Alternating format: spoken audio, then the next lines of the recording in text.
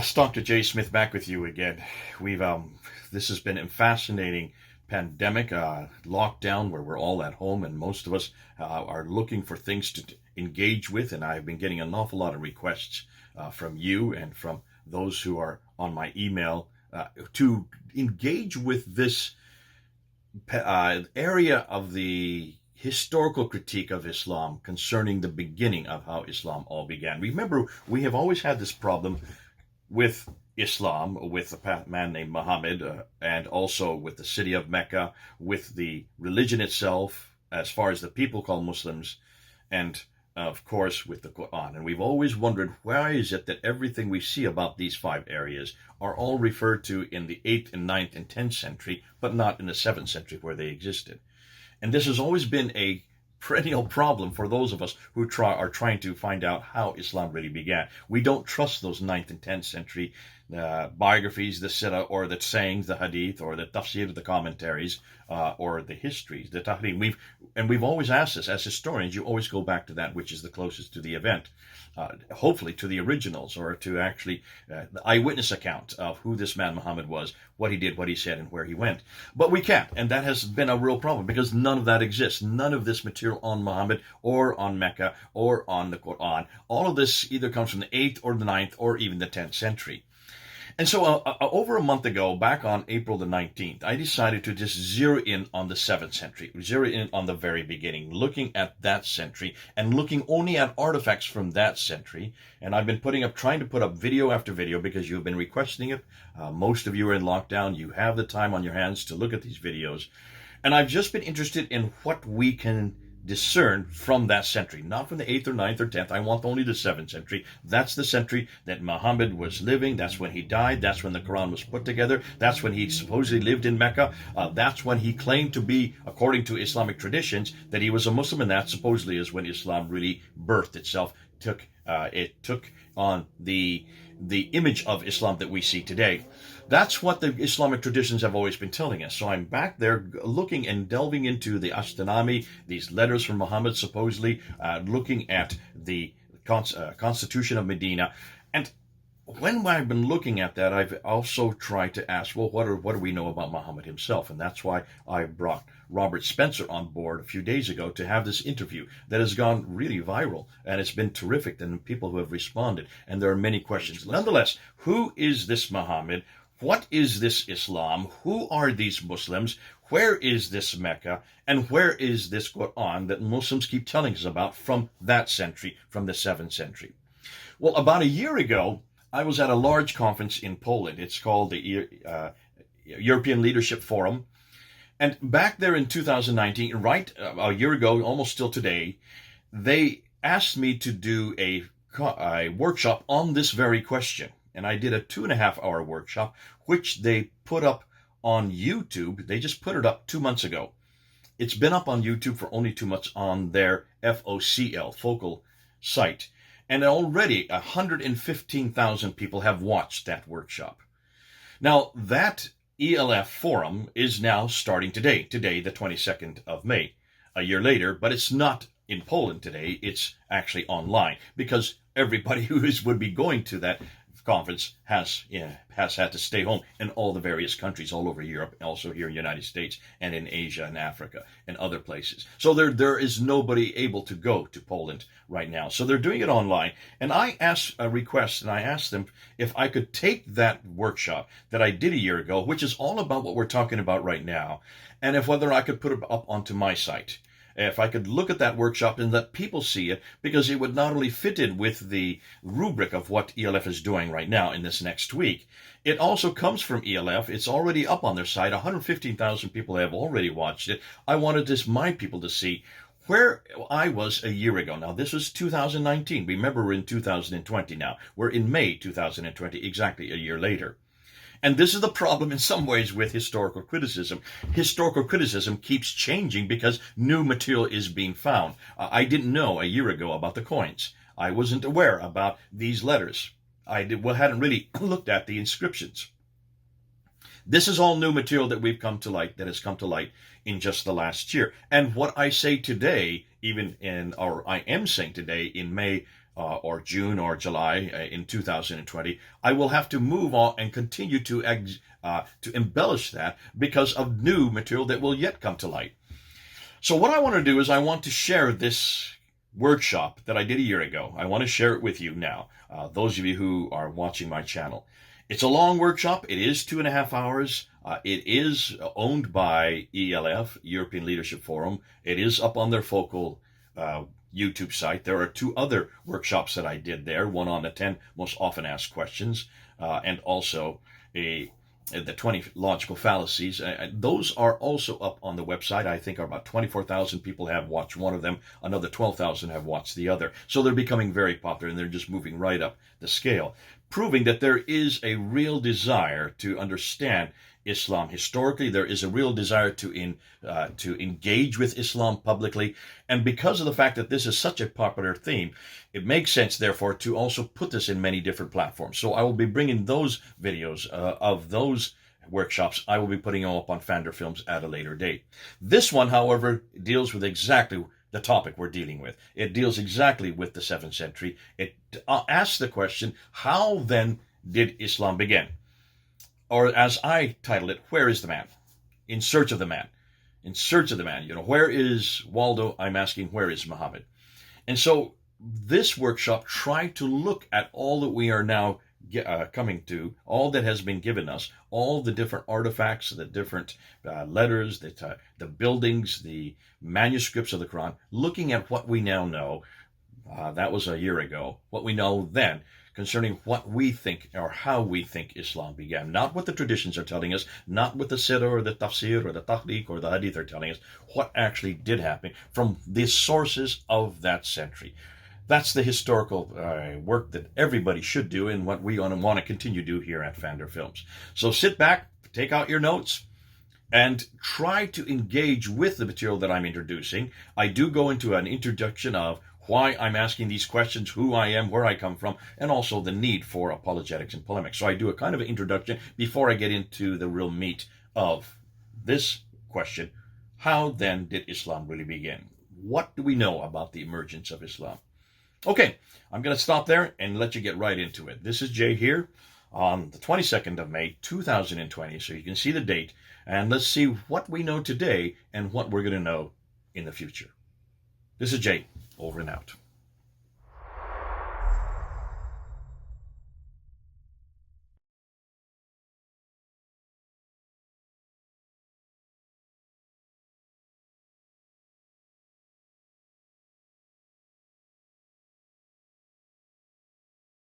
Whenever these videos get put up on ELF, on their FOCL site, the Muslims grab them and they pull them down.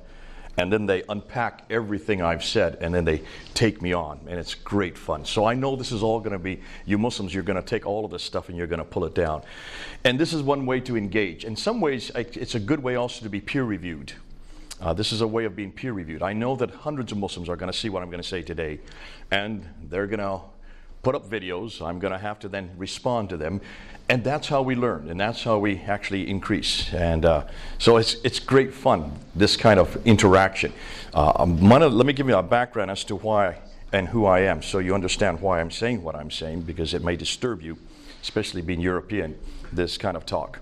I grew up in India, was born in India. My parents were missionaries, my grandparents were missionaries, so I'm 3rd generation Mish kid from India. My grandparents went to India in 1913. My parents' graves are there. My grandfather's grave is there. They never left India. They loved it so much and dedicated their whole life. And to understand why Islam, all of North India is mostly Muslim. So having grown up in northern India and having had Muslim roommates, I've grown up with Muslims in my school. I did all my first 12 years in India, and then I left India. And I remember when I left, I was so glad to leave India and so glad to leave all the Muslims, because they were very aggressive. Any discussion we had, it was always the Muslims against me. And so I've grown up my whole life debating. That's why I have no fear of Muslims. I love them. They're the most engaging people, but I didn't at that time in 1971. And I was so glad to finally leave and go to a place called America. Now, my accent is American, right? But this I didn't get in America. I got this in India at a missionary school called Woodstock. Moving into the American accent, I have to use that in the West. And it's that background that prepared me for what I'm doing now. I didn't plan to go back to the Muslim world. I married a Mish kid like myself from Kenya. Judy, here's her picture here, my wife. And she grew up in Kenya, I grew up in India. We met in America in undergraduate studies. But after we got married, I was doing postgraduate studies at that time, and I went to a seminar, a one-day seminar, something like what we're doing today, on Islam. And we were told back, this is 1981 now, so we were told back in 1981 that there were 800 million Muslims. Huge number. How do you compute a number like that? Too big. But then we were told that there were only 1,500 missionaries working amongst them.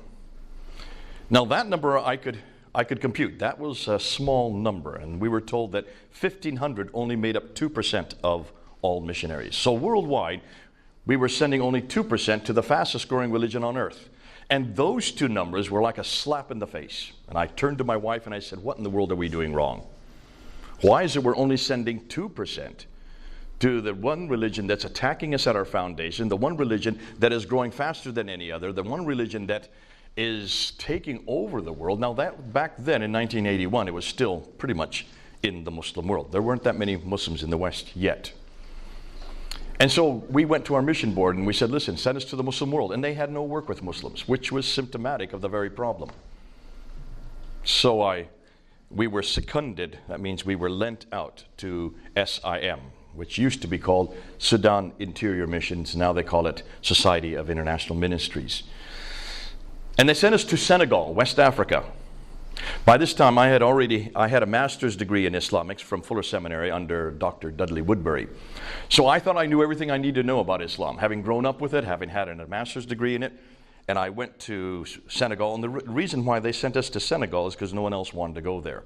Because you have to learn 2 languages to go to Senegal. You have to learn French, and then you have to learn Wolof. So we went to work amongst the Wolof people, and I immediately realized that my training did not prepare me for this kind of Islam, because this was very much of a Sufi Islam. It's the confreries, the brotherhoods, the Qadriniya, the Tijaniya, the Murids, especially the Murids, which was an indigenous group of Muslims. And every one of these brotherhoods had pirs or marabouts. Marabouts would be like sheikhs. They would be authorities, but they became mediators between God and man. They took on the role of mediation. Now that I had never really studied. That doesn't exist in Orthodox Islam at all. In fact, it's anathema in Orthodox Islam. And most of these confreries, these Tijaniyas, these Qadraniyas had come out of Iraq and had filtered down through West Africa. And remember, in West Africa, we've had Islam there since the 11th century. So it's a very old form of Islam. While we were there, and we had get dedicated to get 5 years there, and we started a church in Wolof there in our front room, and we were the first Wolof church in Senegal. It is now daughter 2 or 3 other churches. But after 5 years, we got a warning, or not a warning, but a call from our missions office saying there's a real problem in London. Now, I looked on the map, and London did not look like it was in the 1040 window, in that window that you think of the majority of Muslim populations, the 10th and 40th parallel. London was outside of that window, and I couldn't figure out why there were this large group of what they called radical Muslims. And they didn't know how to deal with them, and they didn't know, none of the missionaries had ever come across this kind of Islam. Well, I suddenly perked up and said, hold on a minute, radical Islam, those are my people. They're the ones I love. They're the ones I work with. That's what I'd grown up with. Do you understand what I mean by radical Islam? Well, what's the word radical mean? Give me a definition of radical. A radical number is what? Root. Root, there you go. So let's use that definition. Radical Islam would be the root of Islam. To be a radical Islam means to go back to the root. So what would be the root of Islam? There you go. And the model for this book? Okay, so the book and the man. the Book of the Man would be the root of Islam. And this was created by a man named Ibn Taymiyyah in the 1300s. And he was the one that actually defined real Islam. He said, to be a good Muslim, you must read the Quran and you must follow Muhammad. The Book of the Man, the Book of the Man. 1300. Remember in the 1500s, 200 years later, a man in Germany said much the same thing about Christianity. His name was Martin Luther. Nailed up those 95 theses on the Wittenberg door. Remember that? What did he say? To be a good Christian, we must sola scriptura. We must only come back to Scripture, which is modeled on Jesus Christ. And we call that our Reformation. And I've heard so many people say, when is Islam going to be reformed? And I said, folks, it got reformed before we got reformed. They beat us by 200 years. Ibn Taymiyyah is the foundation for Islam worldwide. All your radical Muslims go back and they quote him. The reason why is because there were two men in the 1700s, one named Ibn al-Wahhab. Abdullah al-Wahhab. Al-Wahhab was living in Medina, and he was studying in Medina, 1700. So you're talking about, 400 years later. With him was another man named Wahiullah, who had come from Bihar in India, Eastern India, where my grandparents worked. Now, they weren't living in 1700, obviously, but back in 1700, these two men were studying Ibn Taymiyyah's material, so they were inculcating this whole paradigm of going back to a book modeled by a man. To be a good Muslim, that's the definition.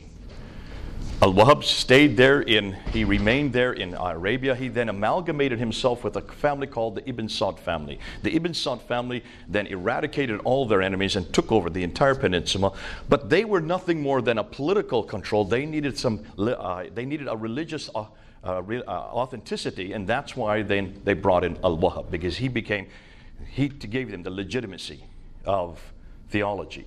And that's where Wahhabism started. So Wahhabism is based on Ibn Wahhab. That's where the name comes from. 1700, look at your dates. That's 400 years ago. Meanwhile, Wahiullah went back to India. And he, back in India, he's the one that started the madrasas all over East India. When the British came to India, his disciples were so strong that the British had to contend with them. And what the British did is they just moved them right across over North India over into the mountains. And so they fled up into the mountains, the Hindu Kush and the Himalayas, where they still are today. And that's why places like Waziristan, where the Pashtuns are, all this northwest frontier, that was all became strongly radicalized Muslim, all based on Wahiullah's teaching that was based on Ibn Taymiyyah's teaching. So this has been around for a good 700 years. This is not new. Now, let's jump to the 20th century. In the 20th century, then you had, there in India, you have two names that you need to know of. One is Maududi, who lived in northern India. In fact, he lived very close to where I grew up before me. And in the 1920s, and up into the 1940s, he was in the city of Deoband, which is between Delhi and where I lived, up in Mussoorie, up in the mountains. I remember whenever I'd go back to visit my parents from boarding school, the train would stop there in Deoband, and there'd be these big, huge madrasas on either side of the railway tracks. Now, being a young kid, I didn't really see the significance of these huge madrasas. I've now learned more about them now that I've left.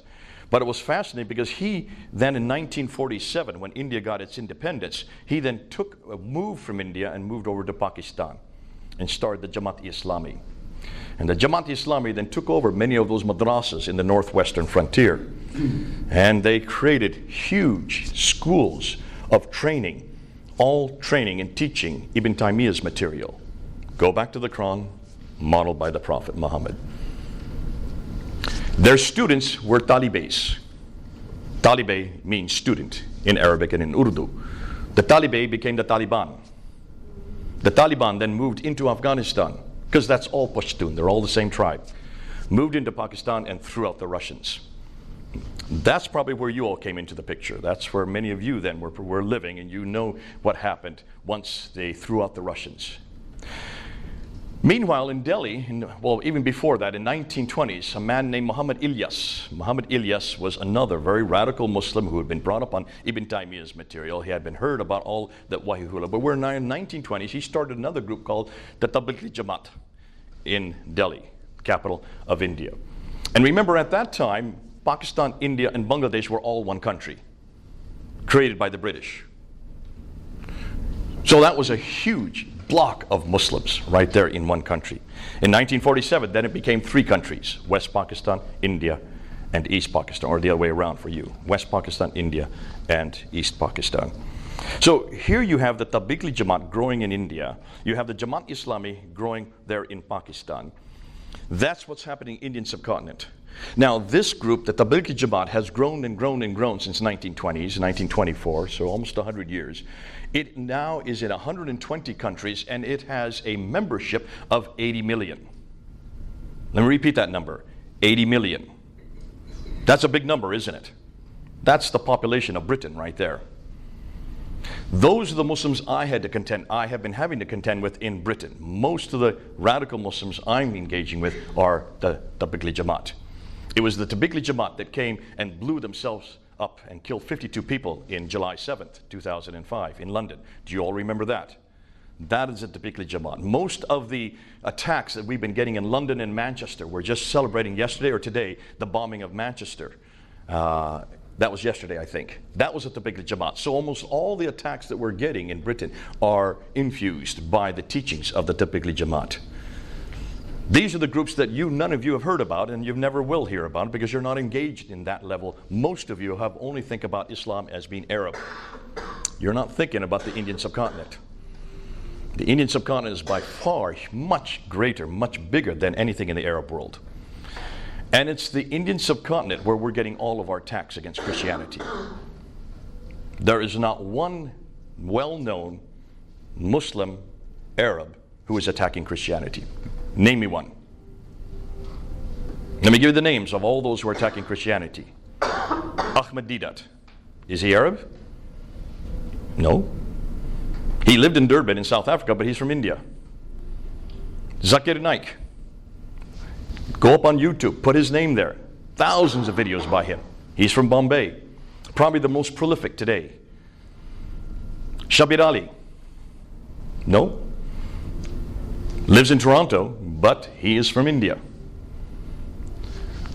Adnan Rashid from Pakistan. Mansur Ahmad from Bangladesh. Most all of the best known debaters today, polemicists who are attacking Christianity, are from the Indian subcontinent. And there's a reason why they're from the Indian subcontinent. Two reasons, really. One is because they were colonized by Britain, and being colonized by Britain, they have grown up with the English educational system. From middle school on up, everything is in English in India, Pakistan, and Bangladesh. Unlike the rest of the Muslim world, where everything is either in Arabic or whatever the local language is, Indonesian or all the rest. But secondly, because Britain is a Christian power, they have already engendered and ingrained themselves on how to attack Christianity. And they saw quickly, much quicker than the Arab world, that Christianity was Islam's greatest threat. And it stands to reason we're their greatest threat. Because we stand against everything they believe. We stand, if you look and see the two religions, when you look at them and you do a comparison between Islam and Christianity, Christianity in every major case stands against Islam. So can you see then why in the Indian subcontinent this has gone much quicker, much faster? And the other reason is, just look at the numbers. Just look at the numbers of Muslims in Pakistan, India, and Bangladesh. If you just add up their Muslim, not Hindu, not anything else, just Muslim population, you have over 650 million Muslims. Look at the numbers. There's nothing that is as big as that. Nowhere else in the world is as big as that. Indonesia only has 200 million. The whole Arab-speaking world, the entire Arab-speaking world, is only 270 million. 650 million just in one block. And yet we're not doing anything, hardly anything. No one wants to go to the Indian subcontinent. So that's why I've dedicated and done most of my work in the Indian subcontinent. That's why I have to work in this area. Because when you work with Indians and Pakistan and Bangladesh, you have to engage in the historical critique. The reason why is because they're using it. No Arab, I've never met an Arab that attacks me historically or that even defends Islam historical. They don't even understand that there's a problem there. And the reason why, it's not that they're not intelligent enough, it's because Christianity is so small and so weak, it doesn't even appear on the radar. It's not a threat to them. There's no threat. Whenever I'm at Speaker's Corner, for 25 years, I would go every Sunday down to Speaker's Corner, and I'll be there this next Sunday, in a few days, and we would engage with whoever's in front of us, and almost invariably, if I'm talking to an Arab, I'm just going to go in a circle with them. They have never heard of the Trinity. They won't even know about the Christology of Jesus. About authority of Scripture, they don't even know that that's a problem. None of these things they've never heard this. They have no idea that Jesus died on the cross or Isa died on the cross. These are things that they don't think about. They want to talk about George Bush. They want to talk about Trump. They want to talk about politics. They want to talk about Israel. They want to talk about anything but not theology, because they don't believe that there's a problem with theology. They don't even know that we have a difference in theology. So I don't engage at that level with them. Well, that's not quite true. I make sure we engage theologically, because I'm not there to talk politics. I don't care dilly swat about politics. That's not true. I do, but not when I'm engaging with Muslims. If I have a Turk standing in front of me, I have to tell them what they believe before I can even take them on, because they have no idea what they're to believe. If I have a North African, either somebody from Algeria, and we get quite a few from Morocco that come through, I have to quickly switch to French, and then we go at it. But they all want to talk about the French colonial system. They all want to talk about how terrible the colonial system is. They don't want to talk theology because they don't think theology is important. But when I get somebody from Indian subcontinent, anybody from Pakistan, India, or Bangladesh, I have to take a deep breath, because I know I'm in for a real battle. And they will have Bibles in their hands. They never have a Quran.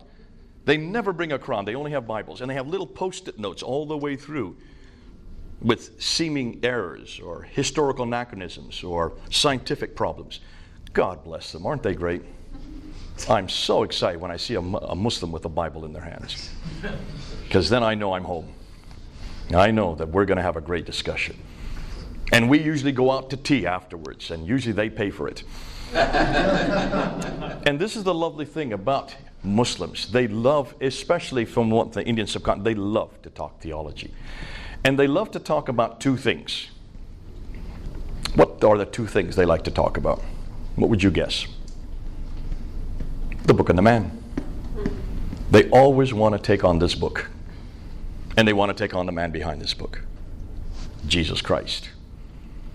To me, those are the two things I want to talk about. And I don't even have to dangle a carrot in front of their eyes. All I have to tell them is two things. And I always, whenever we get into, especially if I haven't seen them before, if they're the first time I've ever seen them, I always say, I believe Jesus is God. I believe the Bible is the Word of God. Do you have an opinion? And you might get 6 hours of opinion just on those two subjects, especially here in the West, especially here in Europe. Because they already have been trained up on how to confront those two areas. And that's why I encourage you, get to know some Muslims wherever you are. Find out where they are and just talk about Jesus and the Bible. Then you're going to have to talk about the Quran and Muhammad. At some point, that's going to come into your conversation, because they will make claim after claim after claim. And this is now where we're going to get in today's talk. So that's the introduction, which took me, 15 minutes, sorry about that, to get into. How many have seen this lecture before? I've done this lecture once before, back in 2016. None of you? 1, 2. Well, you've seen everything I've done, so you don't count. In fact, I might have you come up here and do some of this. This is my other expert over here, so he's the other one, the other Islamicist in the room. What we're going to do then, I wasn't going to go through all introductory, but since none of you have seen this or don't where I'm going to go, we're going to do the whole introduction and go and walk you through it so that you know where we're going. Now, we are going to go till 10:30. Then we're going to have a half an hour break for coffee and try to peel yourself off the floor. And then we're going to come back at 11 o'clock and go till 12:15. Am I correct? 12:15. Under orders of my friend from Scottsdale. Because she wants to then give you, I guess, a handout after that. And we do need to get out of here and get our luggage so we don't get stranded here from getting our planes. So let's go ahead, and at any time, if you have any questions, just raise your hand, because we have lots of time to get through this. We're in no hurry, and I really do want to engage. And I want you to come back at me.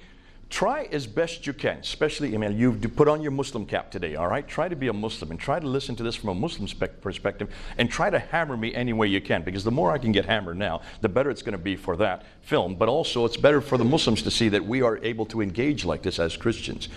Let me define terms. I am a polemicist. My PhD is in polemics. In fact, I think I'm the first in the world to get a PhD in Islamic polemics for one very good reason. Most people don't even know what the word means. Secondly, there's no school in the world that teaches it. This doesn't exist. Am I correct? There's just no school that would dare teach this, because they would be targeted by Muslims. Polemics, do you all know what is there someone who doesn't know what that word means? You all know what it means? Yeah? Great, so we can go right ahead. So I go on the offense. That's what I am. I'm very offensive. And I don't apologize for being offensive, because this is exactly what I'm called to do. Don't you do this in the Arab-speaking world, in Pakistan. You can do this in India, but not in Bangladesh. All right, you can do it in Indonesia. I have used this in Indonesia, we got in and we were able to. So I can teach it in these countries. Be careful about using it in Muslim countries. That's all I would say. And it's sad that I have to say that. Isn't it interesting? We don't do this with the Christian world. No, there's no Christian or any organization that would censor anybody criticizing the Bible or criticizing the emergence of Christianity or criticizing Jesus Christ. This just doesn't exist. It did historically. We did have a historical period where that did happen, but not today. And certainly not in the New Testament period. And that's why it's fascinating that we're now coming full circle. We're doing what Paul did. And what I'm doing today is what Paul did when he was in Ephesus or Berea, Cappadocia, Laodicea, whenever he went into the synagogue and confronted the Jews with what they had done to the Messiah. That's what I do. I follow. He's my example and he's my paradigm. So what we're going to do today, be aware of the fact that this is more for Europe. This is for your locale. This kind of material you can use all over Europe. And really all over the world, just not in the 1040 window.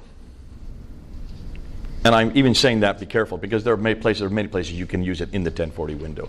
I'll let each one of you decide in your own, wherever you're going to move, or whatever country you're in, how it is effective or not. So let's start with this claim that Muslims make. So what do they claim?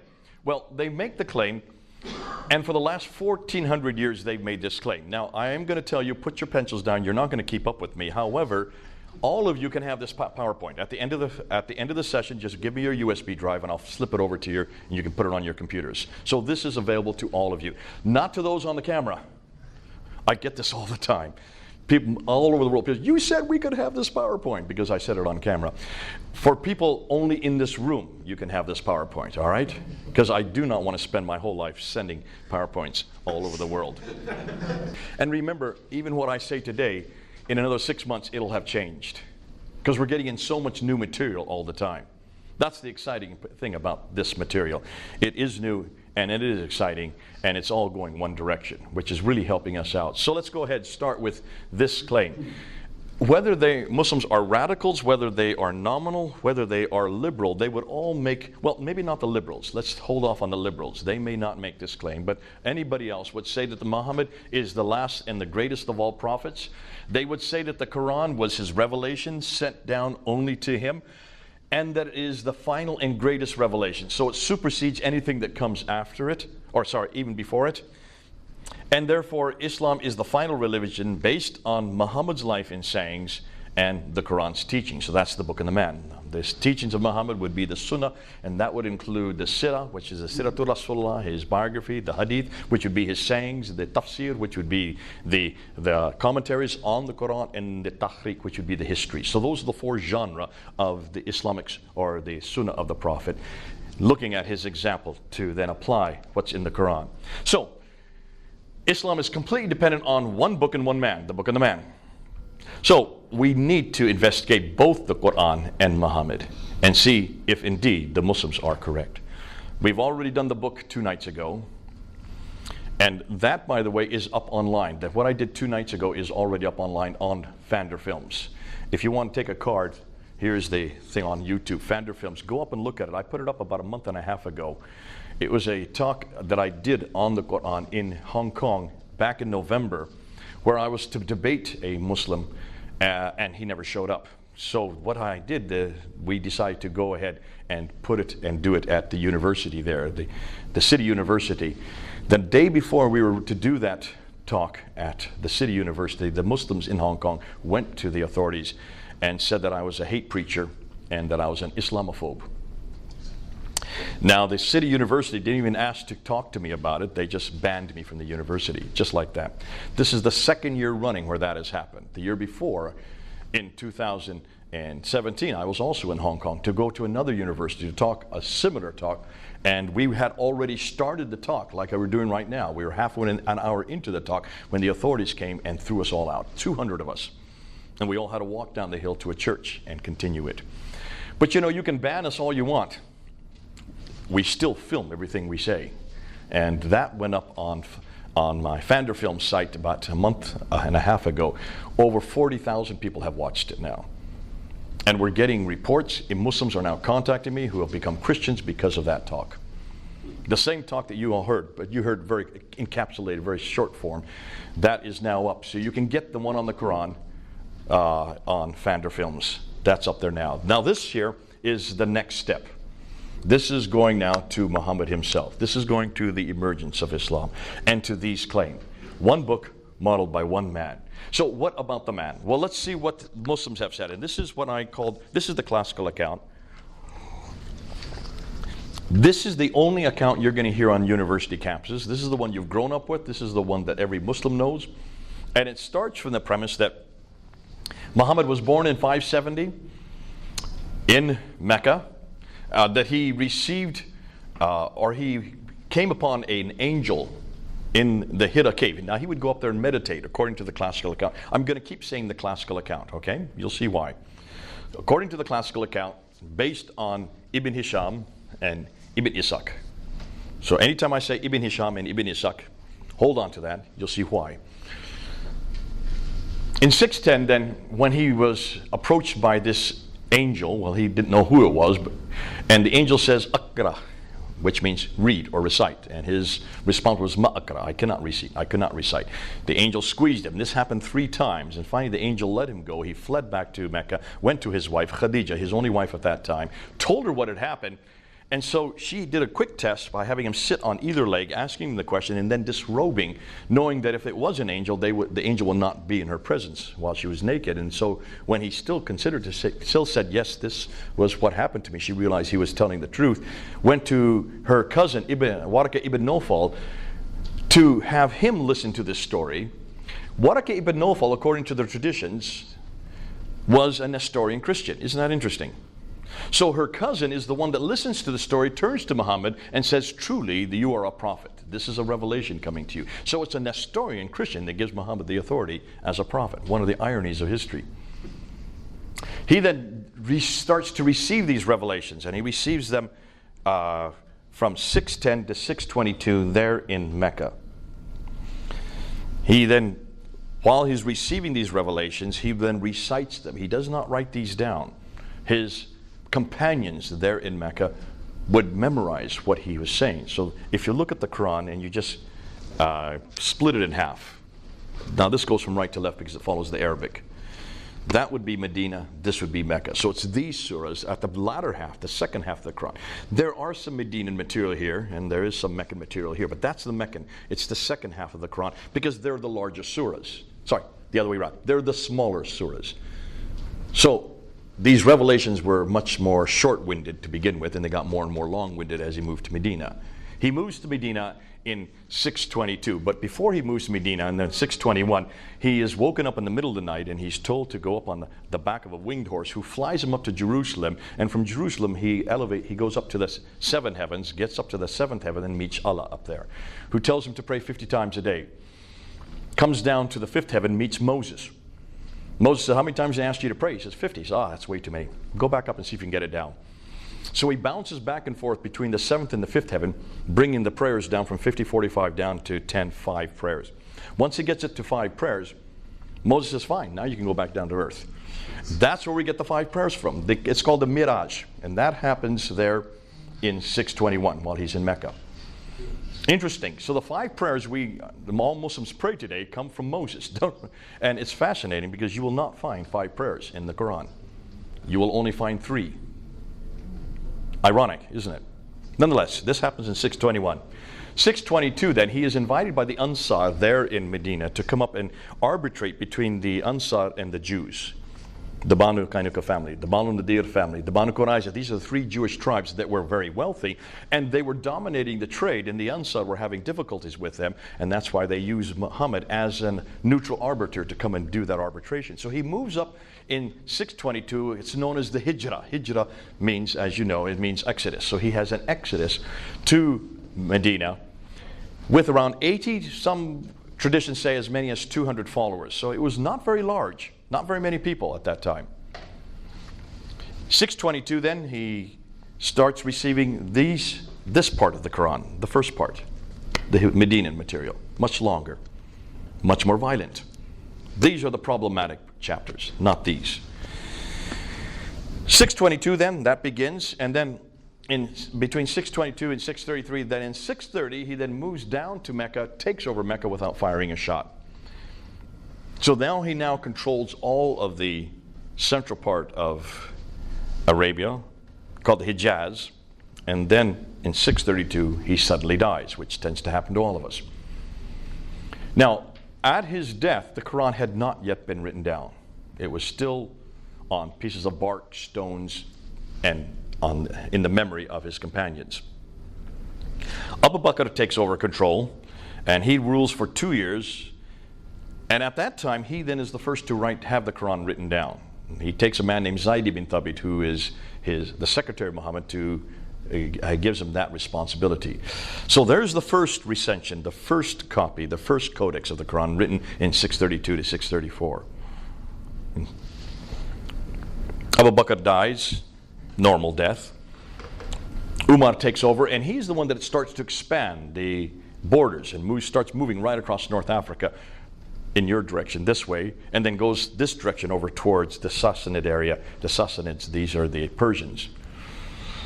Now, he then is killed in 646, and Uthman takes over. So he's the 3rd caliph. Caliph would be like a king. So from 646 to 656, Uthman is in power, and then he takes that copy that was made by Zayd ibn Thabit, and that had been hidden under the bed of Hafsa, one of the wives of Muhammad. He takes that copy of hers and has Zayd ibn Thabit redo that Quran again, recopy it, and to do it in the Qurayshi dialect. That happens in around 652. And then from that one copy, they make 9 copies, send it to 9 different provinces, and then he is killed in 646, and the cousin and son-in-law of Muhammad, Ali, then takes over as the 4th caliph.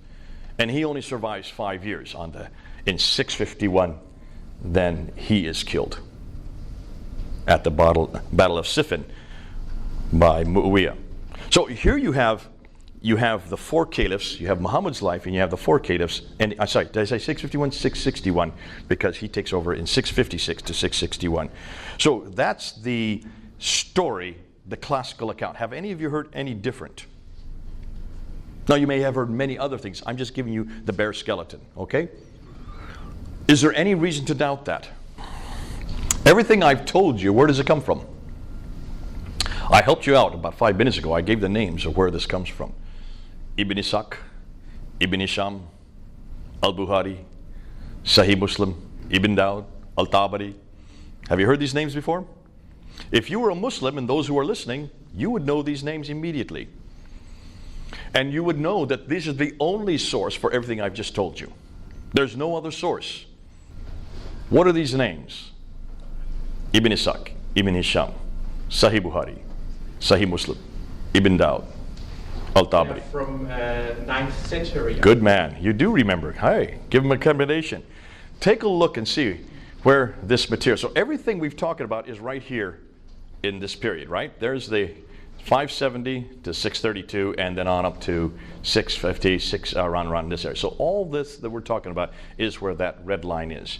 Now, hopefully you would assume that everything that we're talking about was written by people who lived then, right? Should be, right? But they don't. The first time we hear anything about Muhammad's life is from Ibn Ishaq. Right here. Look when he died. 765. But we don't have any of Ibn Ishaq's material. Everything we know about Muhammad, how Islam began, was actually written down by this guy right here, Ibn Hisham. Look when he died. 833. Muhammad died in 632. How many years? 200 years. So the first time we hear anything written down about Muhammad's life, anything we've written about how Islam began, about Medina, about Mecca, about this story about him going up to the seven heavens, all these great stories is first written down 200 years after the fact. Ibn Hisham didn't even live in that part of the world. He lived far to the west and hundreds of years later and hundreds of miles away. He gets it from Ibn Ishaq, but as he says himself, much of what Ibn Ishaq said he did not trust, so he threw it out and only retained that which he trusts. So we have no idea whether or not even the material from Ibn Ishaq is in his writing. So therefore, everything we know about Muhammad begins to be written down in 833. What about the sayings of Muhammad, which are even more prolific? We're told by the Islamic scholars that a man named Al-Bukhari was given 600,000 of these sayings of Muhammad. They're called akhbars. And he took those 600,000 and then he whittled them down, threw out 98% of them, and only retained 7,397. So basically 7,400 of the 600,000. He only retained 2% of it and threw all the rest away. He dies in 870, so that's 240 years later that you get the first sayings of Muhammad written down in a codified form. We don't even have Al-Bukhari's original text. The earliest text we have for Al-Bukhari is not till the 11th century. When you get all 9 volumes, the 9 volumes of Al-Bukhari do not appear until the 17th century. Ooh, Are you seeing what I'm saying? Now, the others that write down the hadith, men like Sahih Muslim, Ibn Dawud, they all write after 870. So you're talking about 240 and later that you finally get these references to what Muhammad said. But these people don't even come from Arabia. Bukhari comes from Bukhara, which is up north of Iran today. Hundreds of miles away, hundreds of years later, they had never met Muhammad, yet they suddenly know what Muhammad said. So everything that we're dependent on, for our Muslims are dependent on for the classical account, comes from not 765 but from 833 and later. Now let's look at Christianity. Let's look at the biography of Jesus and look at the sayings of Jesus. The biography of Jesus would be Matthew, Mark, Luke, and John, the black letter part of Matthew, Mark, Luke, and John. The sayings of Jesus, the hadith of Jesus, would be Matthew, Mark, Luke, and John, the red letter part. Wherever it's red letters. Some of you have red letters. Wherever Jesus speaks, that's the hadith of Jesus. The tafsir, I didn't talk about the tafsir. The tafsir of the commentaries don't begin to appear until 923. That's the 10th century. That's 300 years later. He's the first to write down any tafsir, and he's also the first, Al-Tabari is the first to write down any tahriq, which would be the histories of all mankind, 10th century. So everything we know about Jesus, what he said and did, was written, well, the first 3 Gospels were written within 40 years of Christ's death, by 60 AD, 70 AD, and then you have John that would have been written about 90 AD. So within 60 years of Christ's death, you have the hadith of Jesus and the sirah of Jesus. Am I correct? 60 years. Written by those who actually knew him. John and Matthew were right there. They were with Jesus for the last 3 years. They saw what he did. They heard what he said. So they were eyewitnesses. The other 2, Mark and Luke, got it from the eyewitnesses who were with Jesus. So here you have the tafsir and then the tafsir. The tafsir of Jesus would be the commentaries that explain what he did, would be Paul's letters. The gospel of Jesus applied in Philippi. The gospel of Jesus applied in Corinth, in Ephesus. These are the letters. So that's the commentary that would be equivalent to the tafsir of Muhammad. These would be the tafsir of Jesus. They were written within 15 to at least 65, because 62 when Paul was then finally killed in Rome. So all of them would have been written within 30 years of Christ's death. Am I correct on that? Though he was not an eyewitness to Jesus himself, he was the one that took and then applied it to each one of those cities. And the Tahriq would be the book of Acts. There's the equivalent, the book of Acts, which is this history of the early church. That would have been written by Luke. It had been written between 52 AD and 62 AD, within that 10-year period. So you understand that within 30 years you get the Tahriq. So all 4 genres are written within 50 to 60 years of Christ's death. All 4 genres for Muhammad would be written 200 to 300 years for Muhammad's death. Which is more authoritative? And yet no one's asked this question. I remember hearing this in 1994 when I was studying there at School of Oriental and African Studies under Dr. Gerald Hotting, and I heard these late dates, and I said, wait a minute. I raised my hands, and I said, this is hugely problematic. He says, yes, but we're not going to talk about that. Because there were 25 Muslims in the class. And he was the first one to introduce me what I'm going to be doing next, but it was fascinating that he did not want to come to any conclusions because he was fearful of what the Muslims would say. In London, the premier school in London on the history of Islam. So, 21st century scholars are deeply troubled by these late dates. And so they're saying this: Islam as we know it did not exist in the 7th century, but evolved over a period of 200 to 300 years. The Quran probably was not revealed to one man in 22 years, but likely evolved over a period of 50 to 100 years. Their conclusion is that the history of early Islam, at least from the time of the Caliph Abdul Malik and before, is a later fabrication. Now, that's a huge bit to say. How am I going to prove it? I'm not going to prove it. I'm going to let them prove it. We're going to use their material. So, let's look at their concerns. This is their primary concerns. Why is it took so long to write this down? Why did it take 200 years to write down what Muhammad said and did? 240 years in some case. Were the people not literate? Remember, they controlled by 685. This is by the time Abdul Malik comes to power and creates, and we're going to see, remember that name. We're going to talk a lot about that name this morning, Abdul Malik. He is the great caliph from 685 to 705, who then introduces the whole Arab identity. But nonetheless, up until his time, they controlled Basra, Baghdad, Damascus, Jerusalem, Cairo by 642, and then from Spain to India by 685. Spain to India, that whole swath of land, from Spain to India, was under the control, and still is under the control, except for Spain and Jerusalem, Israel. All the rest of that land is still under their control 1400 years later. So there's no reason not to have written this down. Plus, people could read and write, could they not, in those countries? Certainly they could. We know there was a library in Alexandria in the 5th century that was burned to the ground. So people could read and write. Muslims tell us that they could read and write. They are the ones that tell us that this was written down in 632 by Zayd ibn Thabit. If you're writing down, that means you're putting together a book, right? It's their claim. So you cannot excuse it by saying no one could read and write that early. It doesn't work anymore. More than that, where did the 9th century biographers get their material from? Well, if you look at every one of the akhbars, there's a matan that precedes it. And that would be the names, the isnad.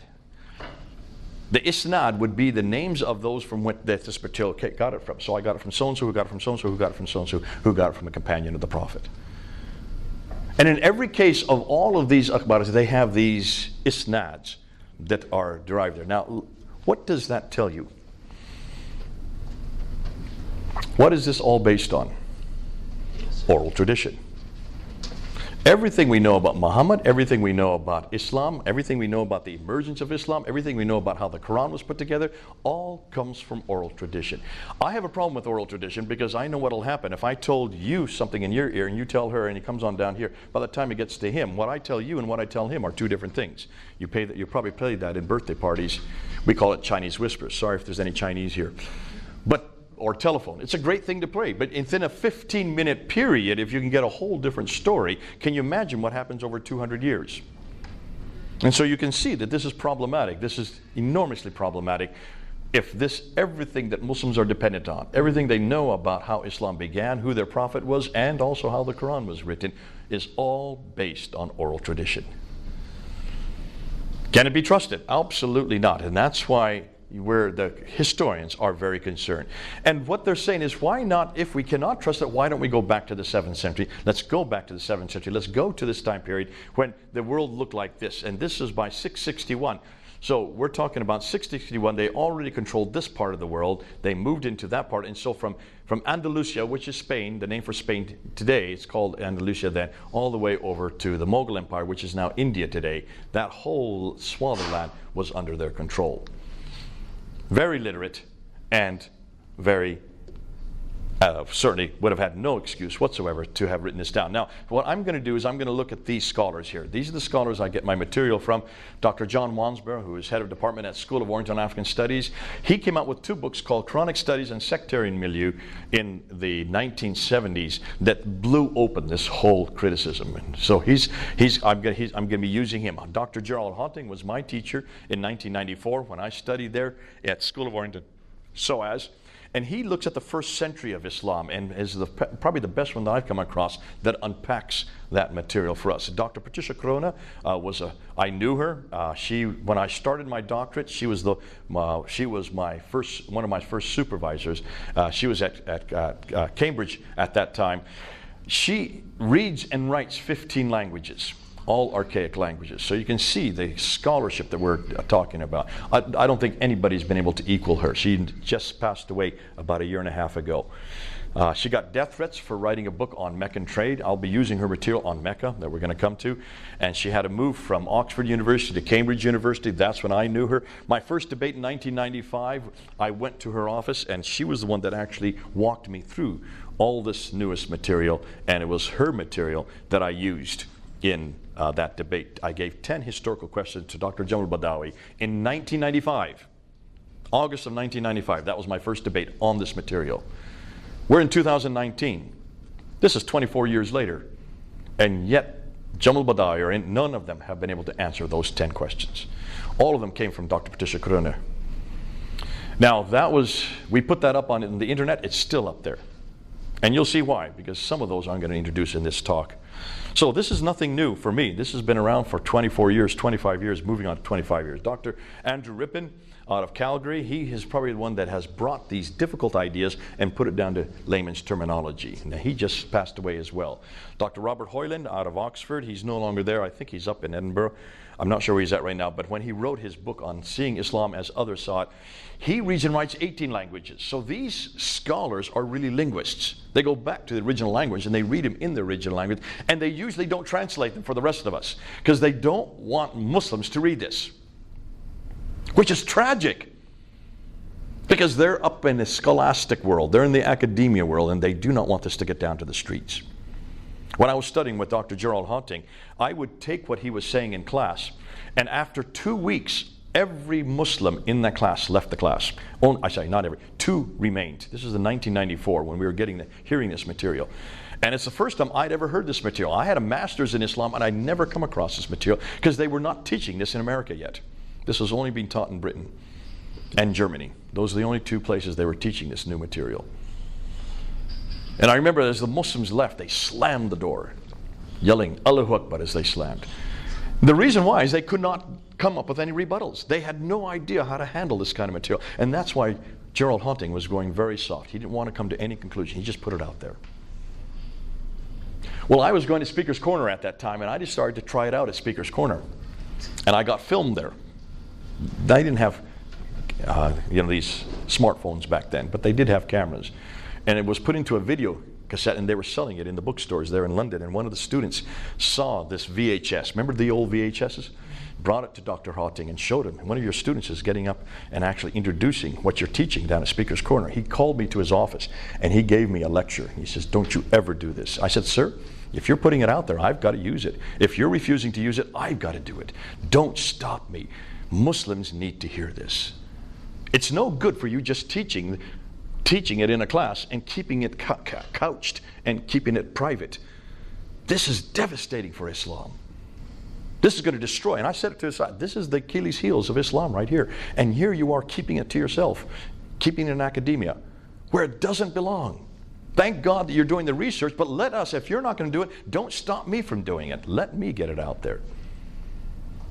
1995, I was introducing it. I was, back in the 1990s, the Speaker's Corner was very violent. This is before Muslims became peaceful. There was no narrative of peace back in the 1990s. That only came after 9/11, where the narrative suddenly changed overnight. But back then, they would have all these speakers on different ladders, and there was about 10 speakers down there, and all around there would be their talibis, their disciples, from the Jamaat Islami, the Tablighi Jamaat. And I would go into each group and I would try to confront the speakers. And I remember introducing Dr. Gerald Haunting's material. And one day in 1995, the guy who was up on the ladder, he was a convert, a Trinidadian convert to Islam. I can't remember his name anymore, but he got off the ladder, and he had been a professional boxer. And he just slammed me, and I went flying, and I went out. I went unconscious. I don't know what happened after that. What I was told is about 60 Muslims came and started kicking me on the ground. And then a big black man came and laid on top of me and took all the blows. That's what I was told. The police finally got and were able to pull me out, and it was in the news the next day. And I asked the police, "Where's this black man? I'd like to thank him." He says, "He's disappeared." Had no idea who he was. A number of years ago, I was at Speaker's Corner, and I was on a ladder, and this time, what was back there in 1995, the police were so concerned because they said, "Listen, next time you're going to die. There's no way we can protect you. You've got to get on a ladder so we can see you at all times." And I said, "Okay, I've never been on a ladder before, and I'm not really good at homiletics, and I don't know how to," I couldn't string a lot of words together. I wasn't really as clever as I am now, because Speaker's Corner trained me to do what I'm doing now. They said, "You've got to get on a ladder, at least for your own protection." So I said, "Okay, I'll get on a ladder." And I've been on a ladder ever since. I'll be on a ladder this Sunday. But I was in the middle of a debate. I had done about 4 debates. What was happening by 2010, 11, 12, I can't remember if it was 2012, I would talk to the camera and I would tell Muslims, "Listen, I'm here every Sunday. If you have any problem with what I'm saying, come and see me. Come and debate me." And I always keep a second ladder for that reason. And they would come, these guys would come from all over the world. They would come and we would have these half-an-hour debates. 5 minutes, 5 minutes, 5 minutes, 5 minutes, back and forth 5 minutes. And it was so much fun because you really engage with them very quickly, and you don't know what the subject is, but you don't have any computer, you have no books in your hand, you have nothing, you just have to have it all in your head. And it's a great way to learn how to engage like that, because if you can do it at Speaker's Corner, you can do it in tea shops, anywhere in the world. And it's a great way to train us. And after this one day, I had debated maybe 4 different Muslims, about half an hour each. I had got off the ladder, and suddenly I started getting beat up. I just started there punching me. These young, I think they looked like they were Middle Easterners, because they had never heard this kind of criticism before.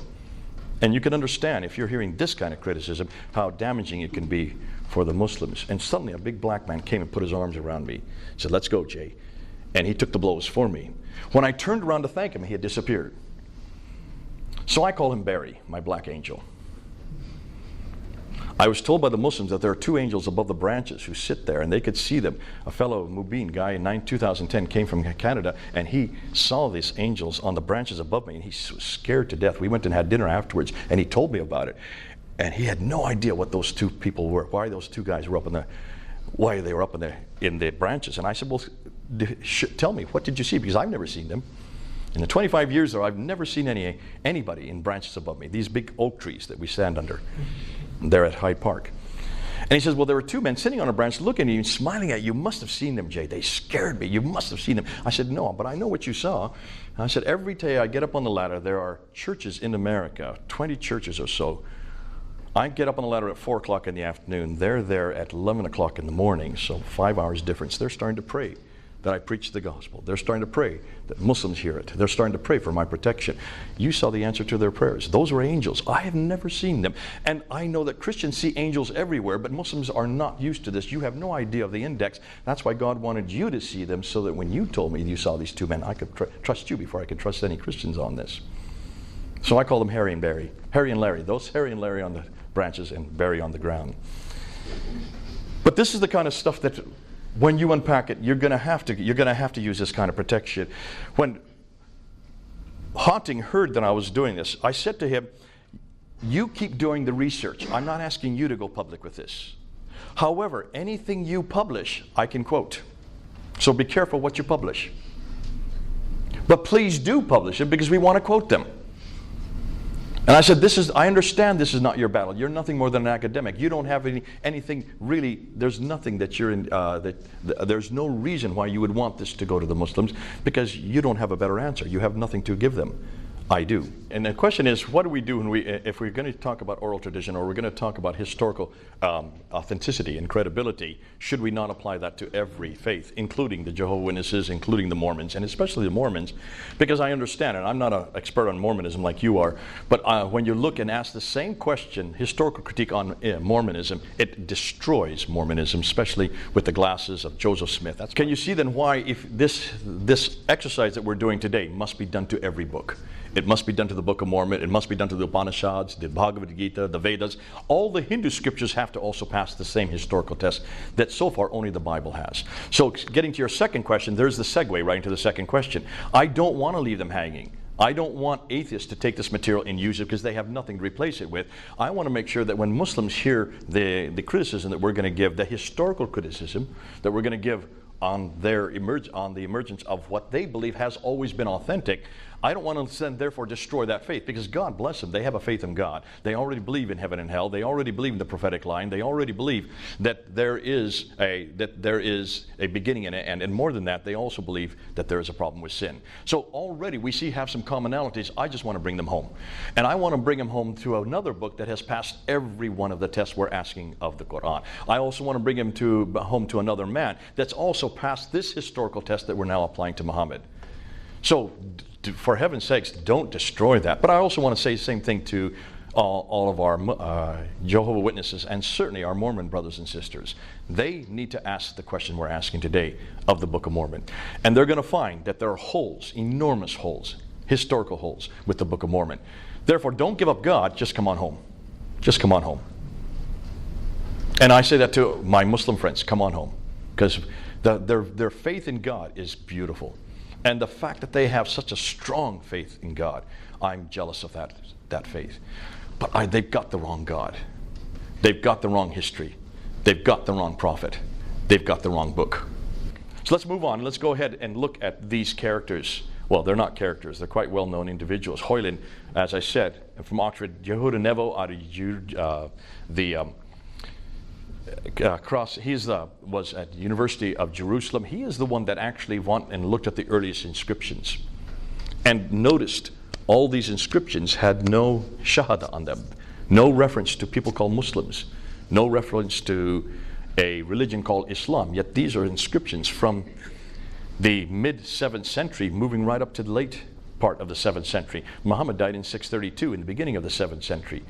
So he's done an amazing work looking at the earliest Arab inscriptions, and that's why I purposely say Arab, not Muslim. And then you have the German school, Luling, Quinn, von Bothmer, Oleg. These are the ones who are by far the best in the world on the earliest Islamic or Quranic manuscripts. And we're not going to talk more about them today, but the others we will. But there have been 3 books that have come out. One of them is right here, In the Shadow of the Sword by Tom Holland in 2012. So it's been out 7 years. If you don't have it, get it. Because he took this very academic material and brought it down to layman's terminology so that you can use it. You can get it on Amazon. It's large, thick book. So be careful. Read the first 100 pages, then jump to the last 100 pages, and then you get everything that's essential. Anything in between is good, but it's not dealing with the historical critique. And then he did a documentary that tried to encapsulate what he was saying in his book in 2012 in August 28 called Islam, the Untold Story. That was shown on Channel 4 television. And it's only 90 minutes long. And if any of you want it, I have it right here on my computer. I can give it to you before you leave today. What's fascinating, that he was very careful not to come to any conclusions. He just put the material out there.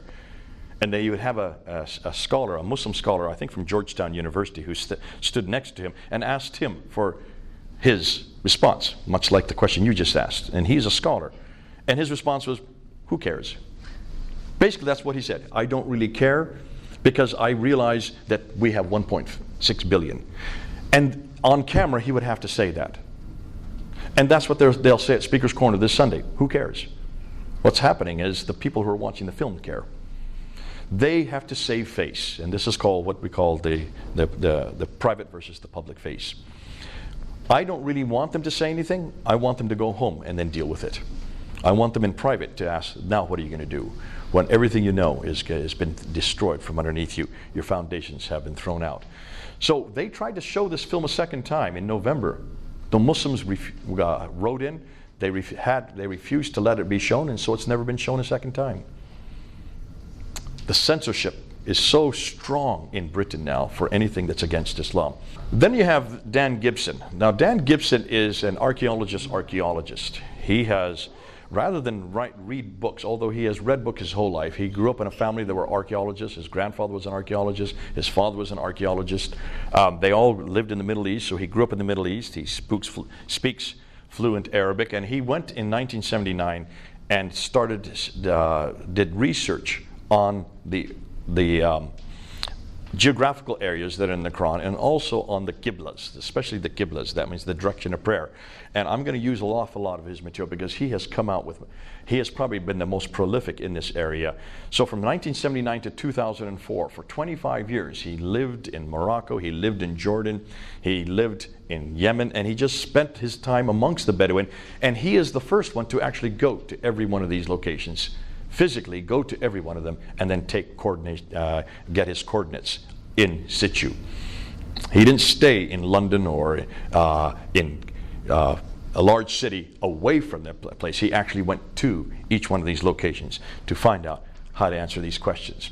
So what are they finding? I'm going to give you the conclusions before I even support those conclusions. What they have found is that the first Arab inscription referencing Muhammad is in 691. Hold on a minute, he died in 632.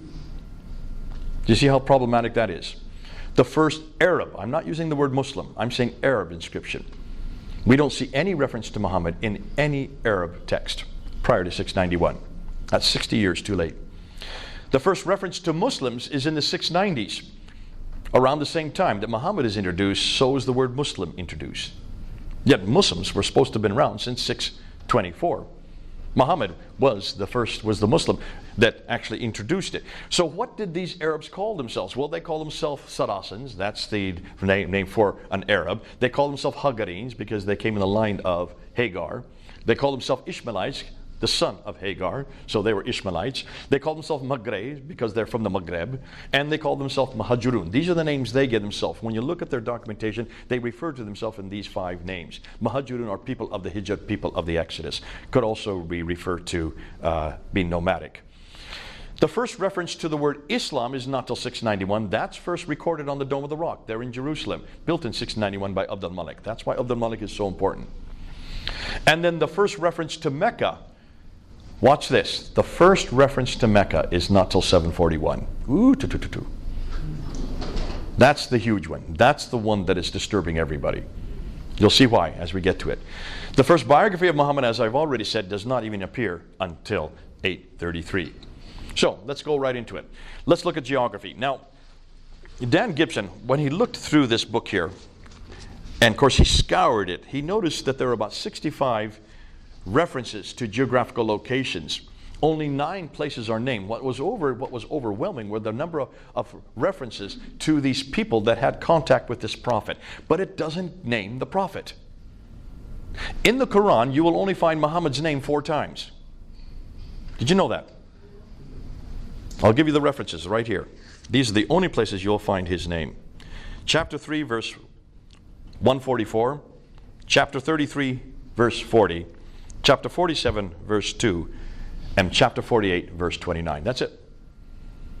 All the way through the Quran, it refers to this prophet. It refers to the place of the prophet, but it doesn't give a name. There's only one place where Mecca is referenced, and that's in chapter 48, verse 24. That's it. So this man, this prophet, who lives in the place of the prophet, or the settlement of the prophet, but is given no name, suggests that there's a problem here with that name. Ooh, I love this.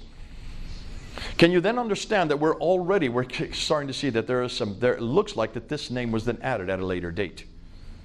Nonetheless, what we do know is that this prophet 24 times has contact with people from Thamud, which are the Nabateans. 23 times has contact with people from Ud, which we now know is the biblical Uz. And 7 times has contact with people from Midian, who are the Midianites. The difficulty is, look and see where the people from Ad, Thamud, and Midian are. They live way up here, 600 miles further north. He's down here in Mecca. How did he have contact with these people over and over again, day after day, unless he had a helicopter to travel 1,200 miles? Do you see the difficulty? That immediately shows you that there's a difficulty with the Quran itself. So let's then do a comparison. In the Quran, there are 65 geographical references. 9 places are named. 600 miles too far north, Every one of the places is in the wrong place. Just look at the Gospel of Luke as a comparison, which is much, much older. It's 600 years older, 700 years older than the Quran. 110 geographical references, 31 places named, every one of them in the right place. No one disputes the Gospel of Luke or the book of Acts. That's the beauty of the Bible. So like with like, you can see enormous disparity just between something as simple as geographical locations in two different books. So let's now go to the second problem, Mecca. And this is the biggie. What are you going to do with Mecca? Well, it's only referred to in chapter 48, verse 24. That's the only place you will find. And all it says is, and he it is who hath withheld men's hand from you, and hath withheld your hands from them, in the valley of Mecca. So we do know it's in a valley, after he had made your victors over them, Allah is seer of what ye do. So that's it. That's all you're going to get from the Quran on Mecca. It's in a valley. We need to know an awful lot more.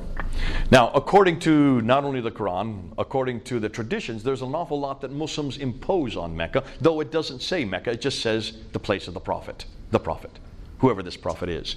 But according to the Quran, it's the first sanctuary according to mankind is Bakka, which could be Mecca. It is the mother of all settlements according to chapter 6, verse 92, and chapter 42, verse 7. But it doesn't refer to Mecca. It just says again, over and over again, the place of the prophet.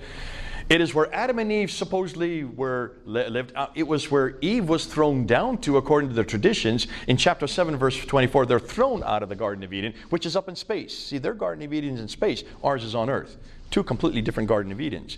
Thrown down to earth, and Eve was sent down to the place of the prophet, which Muslims claim is Mecca. Adam was sent over to India, southern India, and he walks across. He just strides across and gets to Mecca. The guy must have been huge. But nonetheless, there you can see the reference to Mecca. So that would suggest that this place called Mecca was the first settlement for all of mankind. I'm guessing, because I don't think there's anybody before Adam and Eve. Am I correct? In chapter 21, verse 51 to 71, it talks about Abraham. It doesn't say Mecca, but he is in the place of the prophet, and he rebuilt the Kaaba with Ishmael. What is Abraham doing way down in Mecca, 600 miles too far south? He was supposed to be in Mesopotamia and in Canaan, way up in the north. But nonetheless, in chapter 21, he's there in the Kaaba, and he rebuilds, he destroys the images, the idols in the Kaaba, and then he's thrown into a fiery pit, which seems to come from the story of Shadrach, Meshach, and Abednego. And then according to the traditions, Muhammad, now the traditions are written in the 9th century, now they're referring to Mecca. But these are the traditions, not the Quran. According to the traditions, he then was born in Mecca, lived there till 622, so from 570 to 622, about 50 years, and that he then canonized the Qibla towards Mecca, according to chapter 2, verse 149 in the Quran itself. Yet the only reference to Mecca, as I said earlier, is in chapter 48, verse 24. And as I say, none of these verses reference the name Mecca. It's been imposed on it, and whenever you see it in the Quran, they always put it in parentheses, because it's not there in the Arabic. Important, whenever you see parentheses in the Quran, that's commentary. Okay? That's not the Quran. That's not the text. So, what we do know from the traditions is that this place where the prophet lived, that it was in a valley, in a parallel valley, according to Ibn Ishaq. It had a stream going through it, according to Al-Bukhari. It was outside the ruins where the pillar of salt, where supposedly Lot's wife was made into a pillar of salt. It had fields, according to Al-Bukhari. It had trees, according to Sahih al-Tirmidhi. It had grass, according to Al-Bukhari. It had fruit, according to Al-Bukhari. Al-Tabari talks about it has clay and loam. And both, according to the surahs, it had olive trees with mountains overlooking it, according to Ibn Ishaq. Now stop and think. This is a very fertile place. Am I correct? It has streams. It has a valley. It has clay, loam, trees. It has olive trees. Can you see the problem right there? There are no olive trees outside of the Mediterranean world. Nowhere. You only have olive trees in the Mediterranean world. You do not have any olive trees anywhere in Arabia. So you can see immediately when you look at this, this is not Mecca. Why haven't Muslims talked about this before? Why have no historians mentioned this before? Well, Dan Gibson saw this and he said, this doesn't make sense. None of this makes sense. He started the whole problem of Mecca.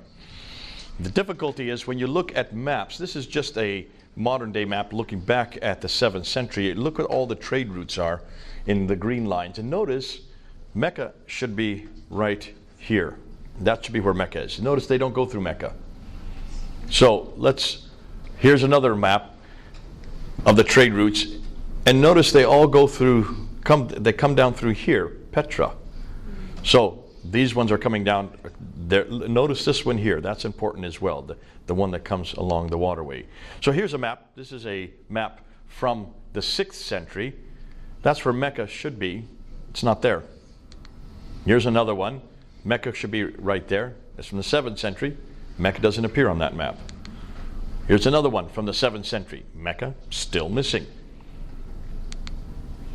A 7th century map, Mecca should be right around there, non-existent. Every one of the maps that we're getting from the 2nd, 3rd, 4th, 5th, 6th, 7th century do not have Mecca on them. It doesn't exist. So that's curious. Now let's look at this map. This is a modern map looking back, redacting back to what scholars believe existed back in the 7th century. And this is the map that Dr. Patricia Corona looked at, and she saw problems immediately. Now, Montgomery Watt, the famous Islamicist, Scottish Presbyterian, who is well known for creating what we know as the trade route theory, suggested that the trade coming from China and India over here could not come this way because of the Hindu Kush and the Himalaya mountains. So that stopped the trade from going this direction. So they had to come this direction. And they came to the western coast of India, Gujarat, and all the coastal areas. And they went across the Arabian Sea up through the Persian Gulf, disembarked there, and then they took their goods over here to the Mediterranean world. So all the trade needed to get to the Mediterranean world, they came this route. That was where trade went. Until the 5th century AD, when you had the Byzantines up here, were warring against the Sassanids, who were the Persians over here. So you had these two great empires warring against each other, which shut down all the trade going from the Persian Gulf. Had to be redirected, therefore, down here to Aden. Down here. See Aden there at the tip of the Arabian Peninsula? They would then take off their goods here in Aden and then transship across along this green line here, all the way up 1,200 miles up to Gaza in the north. So it'd go from Aden to Sana'a to Najran to Taif, Yathrib, Khaybar, Tabuk, and then on up to Gaza. And what's interesting, when Patricia Crone looked at this map, she said, hold on a minute. There are two problems. First and foremost, you can see the Western Plateau here. Here's where the trade route goes, along the Western Plateau. But look where Mecca is. It's not on the plateau. It's down off the plateau. Can you see there's a detour from Taif to come down to Mecca, then to get back up to Yathrib up there. Yathrib is the archaic name for what is now known as Medina. What's more, she said, look at Mecca. It's not only on the Western Plateau, it's down off the Western Plateau, on top of which she said it has no water. How could it have been a caravan stop-off place, since it had no water to accommodate any caravans? It was not an oasis. It only has one well called the Zamzam well, and other than that, it was arid. It had no vegetation. That was the first problem. Secondly, take a look at that map again, and this trade route theory that Montgomery Watt introduced, suggesting all the materials and goods coming from the east were offloaded here in Aden. What's wrong with that theory? Now, my 10-year-old son saw the problem immediately. Let's see if you're as clever as my 10-year-old son. Why did they stop further west and go there or go through the Red Sea? Why didn't it go through, up the Red Sea? Yeah. Exactly. If you're on ship already, why don't you continue on ship? Why do you take it off and go on land? Patricia Crone found that if you go 50 miles by land, just that distance, it would be the same expense as going 1,250 miles by sea. That's why we ship goods all over the world today by boat. It's the cheapest way to send large amounts of goods. Even today, these huge containing ships, because you don't need any caravans, you don't need any camels, you don't have to feed camels, you don't have to protect them, you don't have to have oases to be able to water them, you don't have to have any type of armament. You basically just stay on board ship. It would make no sense to take off all the goods here in Aden and go 1,200 miles, 50 miles by land. But she went one step further. Back in the 1980s, she went to all the trading documents from the 2nd, 3rd, 4th, 5th, 6th, up until the 7th century. Now remember, she reads and writes 15 languages, so she can read all the documents in their original text. She wanted to find out if they knew of a place called Mecca. She wanted to find out if there was any trade that went overland. And what she found is the 15 spices that the traditions say existed in Mecca. Not one of them existed in Mecca. They all existed over here in India and in China, and also here in Africa. Only 2 spices came from the Arabian subcontinent, and they were down here in what they call the Hadramaut area, what is Yemen and Oman today. None of them were up here in Meccan area, in the Hijaz. There were no spices up there because it was too arid for spices. On top of which, all the trade from the 2nd, 3rd, 4th, 5th, 6th, and 7th century was controlled by this place right here, Agilis, which is in Eritrea today. It was the Agilusians, the Eritreans, who controlled all the trade. They were the ones that plied the boats. Their names are found over here in India. There were no Arab names found over here in India in the trading documents. And the reason was very simple. The Arabs weren't really seafaring people. They were mostly camel herders. They plied the deserts. Their caravans were in the deserts. And the only trade that they were interested in was leather and milk. No spices. So all these traditions were fallacious. But most problematic was she could not find any reference to Mecca in any of their documents. Oh, she found references to Taif just over here. She found references here in Ctesiphon, which is now Baghdad. They found up here in Yathrib, they found some silver, and they opened up silver mines in Yathrib, and they had silver just north of Mecca, today's Mecca. They have found silver mines there, and she found lots of references to Yathrib, and to Taif, and to Najran, and to Tabuk, and to Qibla. No reference to a place called Mecca at all. Can you see how this is rather disturbing? Now, she got a death threat for writing that book, and so she had to move to Cambridge University. But that book is still out there. You can go read it today. It's up online. Go pull it down and read it. And you can see this destroyed the trade route theory of Montgomery Watt and destroyed what everybody has assumed. And she said even if they had plied in these spices of myrrh and frankincense, which was used here in the Hadramaut, you're way up here. How could these people control the trade that was down here? Why would they let these people hundreds of miles away control that trade? And where was there any evidence of any of that trade? So, the first place that she could find any reference to the city of Mecca was in the Apocalypse of Pseudo-Methodius Continuato Byzantia Arabica. That's it. That's the first document anywhere. She came out with this in 1987. We're now in 2019. Nobody can find an earlier document. 741. Muhammad died in 632. Supposedly, Mecca existed at the time of Adam and Eve. Mecca was where Abraham went to in 1900 BC. Mecca was the center of trade, north, south, east, and west, according to all the Islamic traditions from the 9th century, yet the first reference to the city is not till 741, the mid-8th century. It was not on any map until 900 AD. No map included it. If it was such an important city, the oldest city in the history of mankind, if it was a center of this enormous kingdom, if it had everything to do with the trade, all north, south, east, and west, why had no one heard of it? So, what about modern Mecca? Today they're now building huge storied buildings. This building here is the 4th tallest building in the world. It's an enormous clock tower that they have built there overlooking the Kaaba down here. Now they're trying to design it very much like Big Ben in London because they want to make that the center of time. They want to change Greenwich Mean Time and put it to Meccan Mean Time. And so that's why these buildings are being built. What's fascinating, this is the future of Mecca. This is what it's going to look like. These are the 4 different plans. You can see they're cementing up the entire place. Now, why do you think they're building so many big buildings? Well, obviously because they would say the Hajj is there. But take a look at what they're doing. Here you can see the property where wife Khadija, this is her property. It no longer exists. That's where the Prophet Muhammad supposedly was born and where he grew up. You can see it's now being covered over. Look at all these enormous amount of cranes as they're building up. They're going to build 62 of these skyscrapers all around the Kaaba. When you build skyscrapers, you need to have deep foundations, don't you?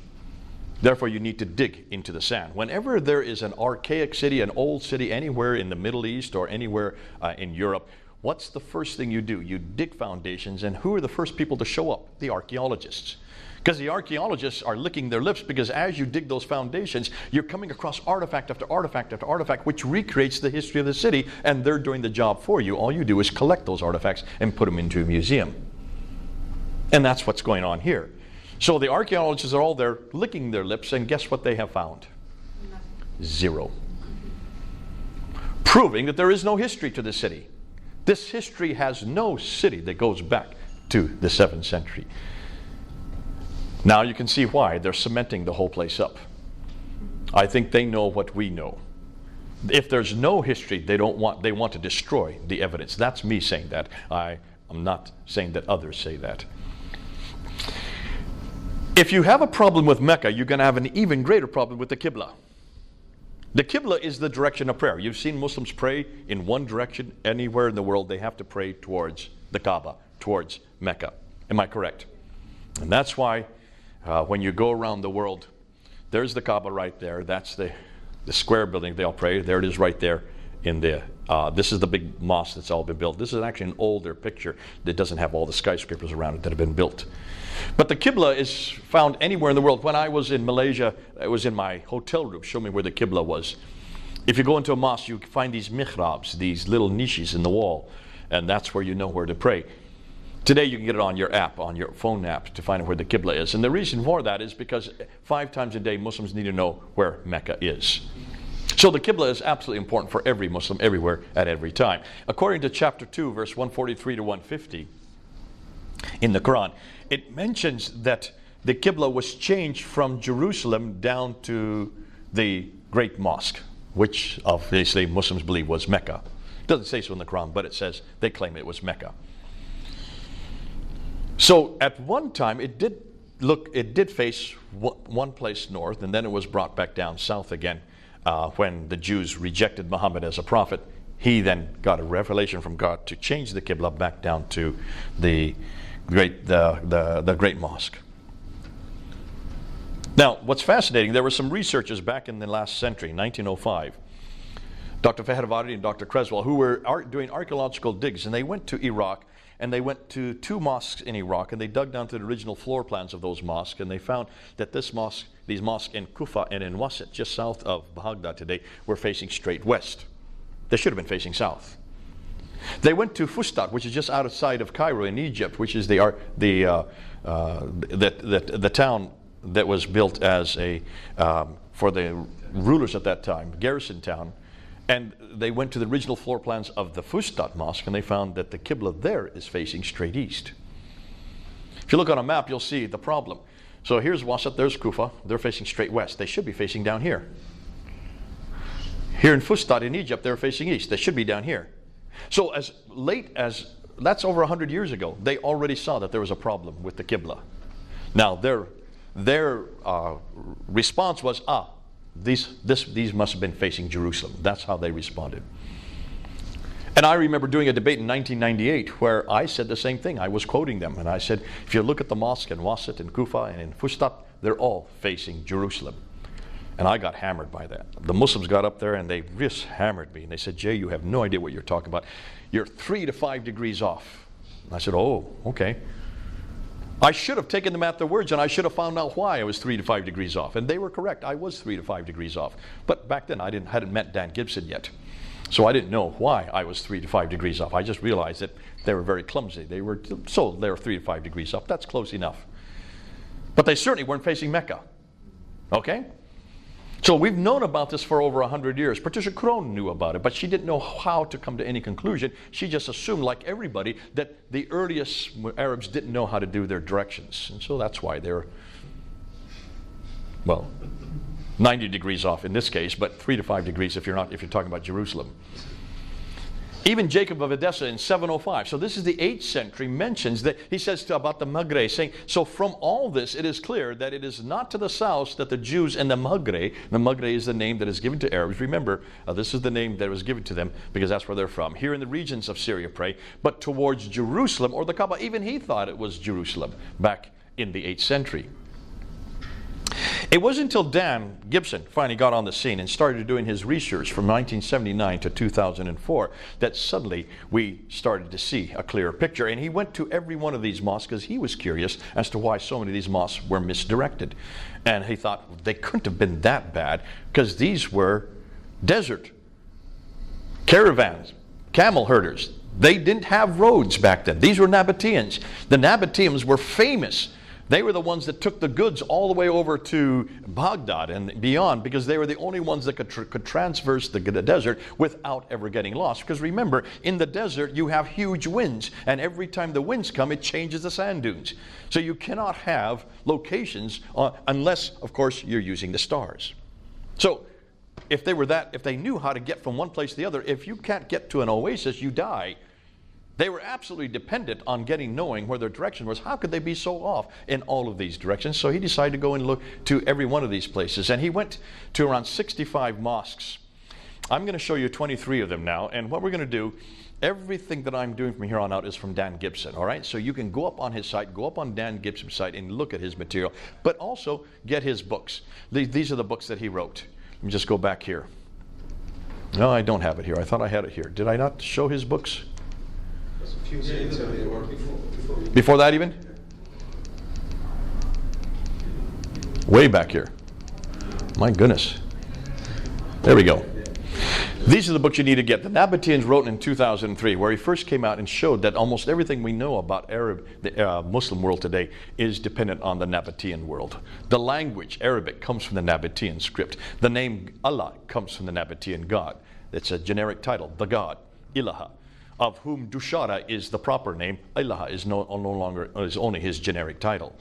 So most of what we know about Islam comes from the Nabateans, who were much farther north. But don't worry about that now. We're going to come back to that.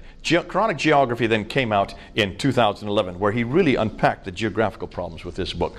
And that was a huge eye-opener. But then he did The Sacred City in 2016, and then he finally came with this book 2 years ago, 2017. Since this book has come out, many researchers have really attacked Dan Gibson because people like Dr. David King, who did his whole career as the world authority on the Qibla, but never went to those places himself. He may have gone to some, but he never really did any of forensic testing like Dan did, has been just and he's at the end of his career. Can you imagine? His whole career is now in jeopardy. So you can see the problem. There has been a lot of anger as to what Dan is saying. So what Dan has done, you need to go up on his site, Dan Gibson, this year, and he is now taking all their accusations and giving responses to them. So I'm going to help you with the responses. But he still has another 4 or 5 videos to put up, so even next year we'll have even more responses. And this is why it's back and forth as is going on right. This is what we call peer reviewed. He's getting peer reviewed as he goes, as being confronted. So let's now jump ahead to what we're going back, and let's go through these slides real quickly. So we come to Dan Gibson's Qiblas. Now this is what he found. On the ground, he went to the maps of the area, accumulated the historical data of the area, and measured the GPS coordinates from outside and inside the building. So he would go to the situ and he would not use Google Maps. I know the Muslims have hammered him saying all he's using is Google Maps. Why would you not use Google Maps? It's a Western American product. That has nothing to do with America. Google Maps does not take the curvature of the earth into consideration. That's right. It's just flat. It's only interested in going from A to B. It's not interested in the curvature of the earth. So therefore, and rightly so, when the Muslims say, you've just used Google Maps, that's why you've got your coordinates wrong. He was not that stupid. He did not use Google Maps. He used Advanced Thermal Emission and Reflection Radiometer, the Astra satellites, which are the most sophisticated satellites put up by the Japanese. They are what they do. The Advanced Spaceborne Thermal Emission and Reflection Radiometer obtains high resolution, 15 to 20 square meters per pixel, images of the Earth in 14 different wavelengths of the electromagnetic spectrum, ranging from the visible to the thermal infrared light. Scientists use Astra data to create detailed maps of land surface temperature and emissivity, reflective, and elevation. Astra is the only high spatial resolution instrument in the Terra platform. It collects an average of 8 minutes of data per orbit. So it's always taking pictures of the Earth's surface. That's why he had to go to the best. Now you have to pay for that, and of course it costs an awful lot of money. But because of the fact he wanted to make sure his coordinates were absolutely accurate, he used them. Often, and what he would do, he would then look at from the satellite, looking straight down onto the mosque and make sure he got the Qibla line. He already had been there. He knew where the Qibla was. He had seen the Qibla line. It's very easy to find a Qibla on a building because it's either one of two walls. It's either this wall or this wall, or this wall or this wall. I mean, the same thing. Those two walls go the same direction. These two walls. So you really only have two to choose from. And it's always the longest wall, all right? Because that's what the hot mosques are made. They're not like churches. Ours are in a cross formation looking towards the front. The Qibla wants a long line of men who are standing side by side. So the Qibla wall is either one direction or one direction, 90 degrees off. And so it was fascinating because he could find the Qiblas quite easily. Then what he would do is he would find that wall and he'd look down from the space, looking down onto it, and then take the coordinates from space, proving how accurate his material is. So he used on his, if you want to go up and question his material, you can go up on his website, thesacredcity.canada, on the website. So go up there and look at it and look and see how he goes into it more specifically than what I'm showing today. Now the tools here in this site help you find every known early mosque Qibla in the first 200 years of Islam. Go to data on his site and then early Qibla tools, and then also use the papers and the maps that are up there. Now, for instance, he says the Yamama al-Kharj mosque is completely covered with sand, so how can we find the Qibla? There's no wall to see anymore. Those who researched this mosque then uncovered it with sand, but on Dan's site, you can zoom in and find the original pictures of that mosque taken by the researchers and then see where the Qibla was as it is uncovered in the picture. Okay, because Muslims have claimed, see, how can you have known where the Qibla, it's all sand. Yes, that is today, but it was uncovered at one time, and that's why he knows by looking and seeing when he was there when it was uncovered, he knew where the Qibla wall was at that time. So, another claim is that he was only looking at solstice lines. So what he did, when he first came out of his material, he only had the Qibla lines, and then he also had the Qibla towards Jerusalem, the Qibla towards Petra, and the Qibla towards Mecca. He has now added another dimension, which is these, what they call the solstice lines. That's the X there, those blue lines, to show you that none of these mosques follow the solstice line. That has been nothing more than a false allegation. This is interesting because that's the Dome of the Rock you're looking at right there. There's the Qibla. But that's not really the Qibla. It's this little mosque to the side that actually has the Qibla in it. And that's the one you need to use. So you need to know the history of all these places to know where it is. So let's look at these mosques. And let's start with this one here. This is known as the Qiblatain Mosque. Now, many early mosques don't have Qiblas to help us because they have been rebuilt many centuries later, and the original floor plans and structures have been lost. Other mosques have been rebuilt, but we can see where the original plans still are. The Qiblatain Mosque in Medina is a case in point. We only know this Qibla here. And so it's called Qiblatain, which means the mosque of two Qiblas. All in the name of the mosque, you can see that suggests that there was another Qibla at another time. And it was not till 1987 that they were enlarging the mosque, and as they started digging down to do the enlargement, they came across an entire structure right here showing the first Qibla. But take a look at what direction it's going. It's going in almost exact opposite direction from the existing Qibla that's there today. And the Qiblatain Mosque is in Medina, just north of Mecca. Today it's directed towards Mecca, but the earliest Qibla did not direct towards Mecca. So where was it directed towards? Well, if you pull back and you look and see where it's directed towards? Now, when it first went in 1987, when they saw it, they thought it was Jerusalem. Because, as you can see, it is pretty much going towards, although it's off by about a degree or two from Jerusalem. But look what else it's more directed towards. Petra. Hold that under your hat.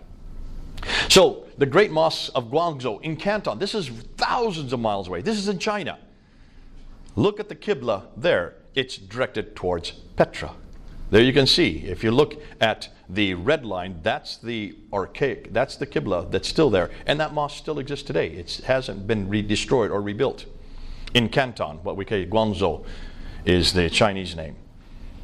Look at this mosque here in Cherman. Now we're in India. Look at the date, 629. Muhammad's still living at this time, if he was living. Nonetheless, According to their tradition, he'd be living because he didn't die until 632. So here's a mosque. In fact, this one also, this one here is 627. So this is while Muhammad's still living. So here you have mosques at the time that Muhammad's still living that are not directed toward where he's living, if he was for Mecca.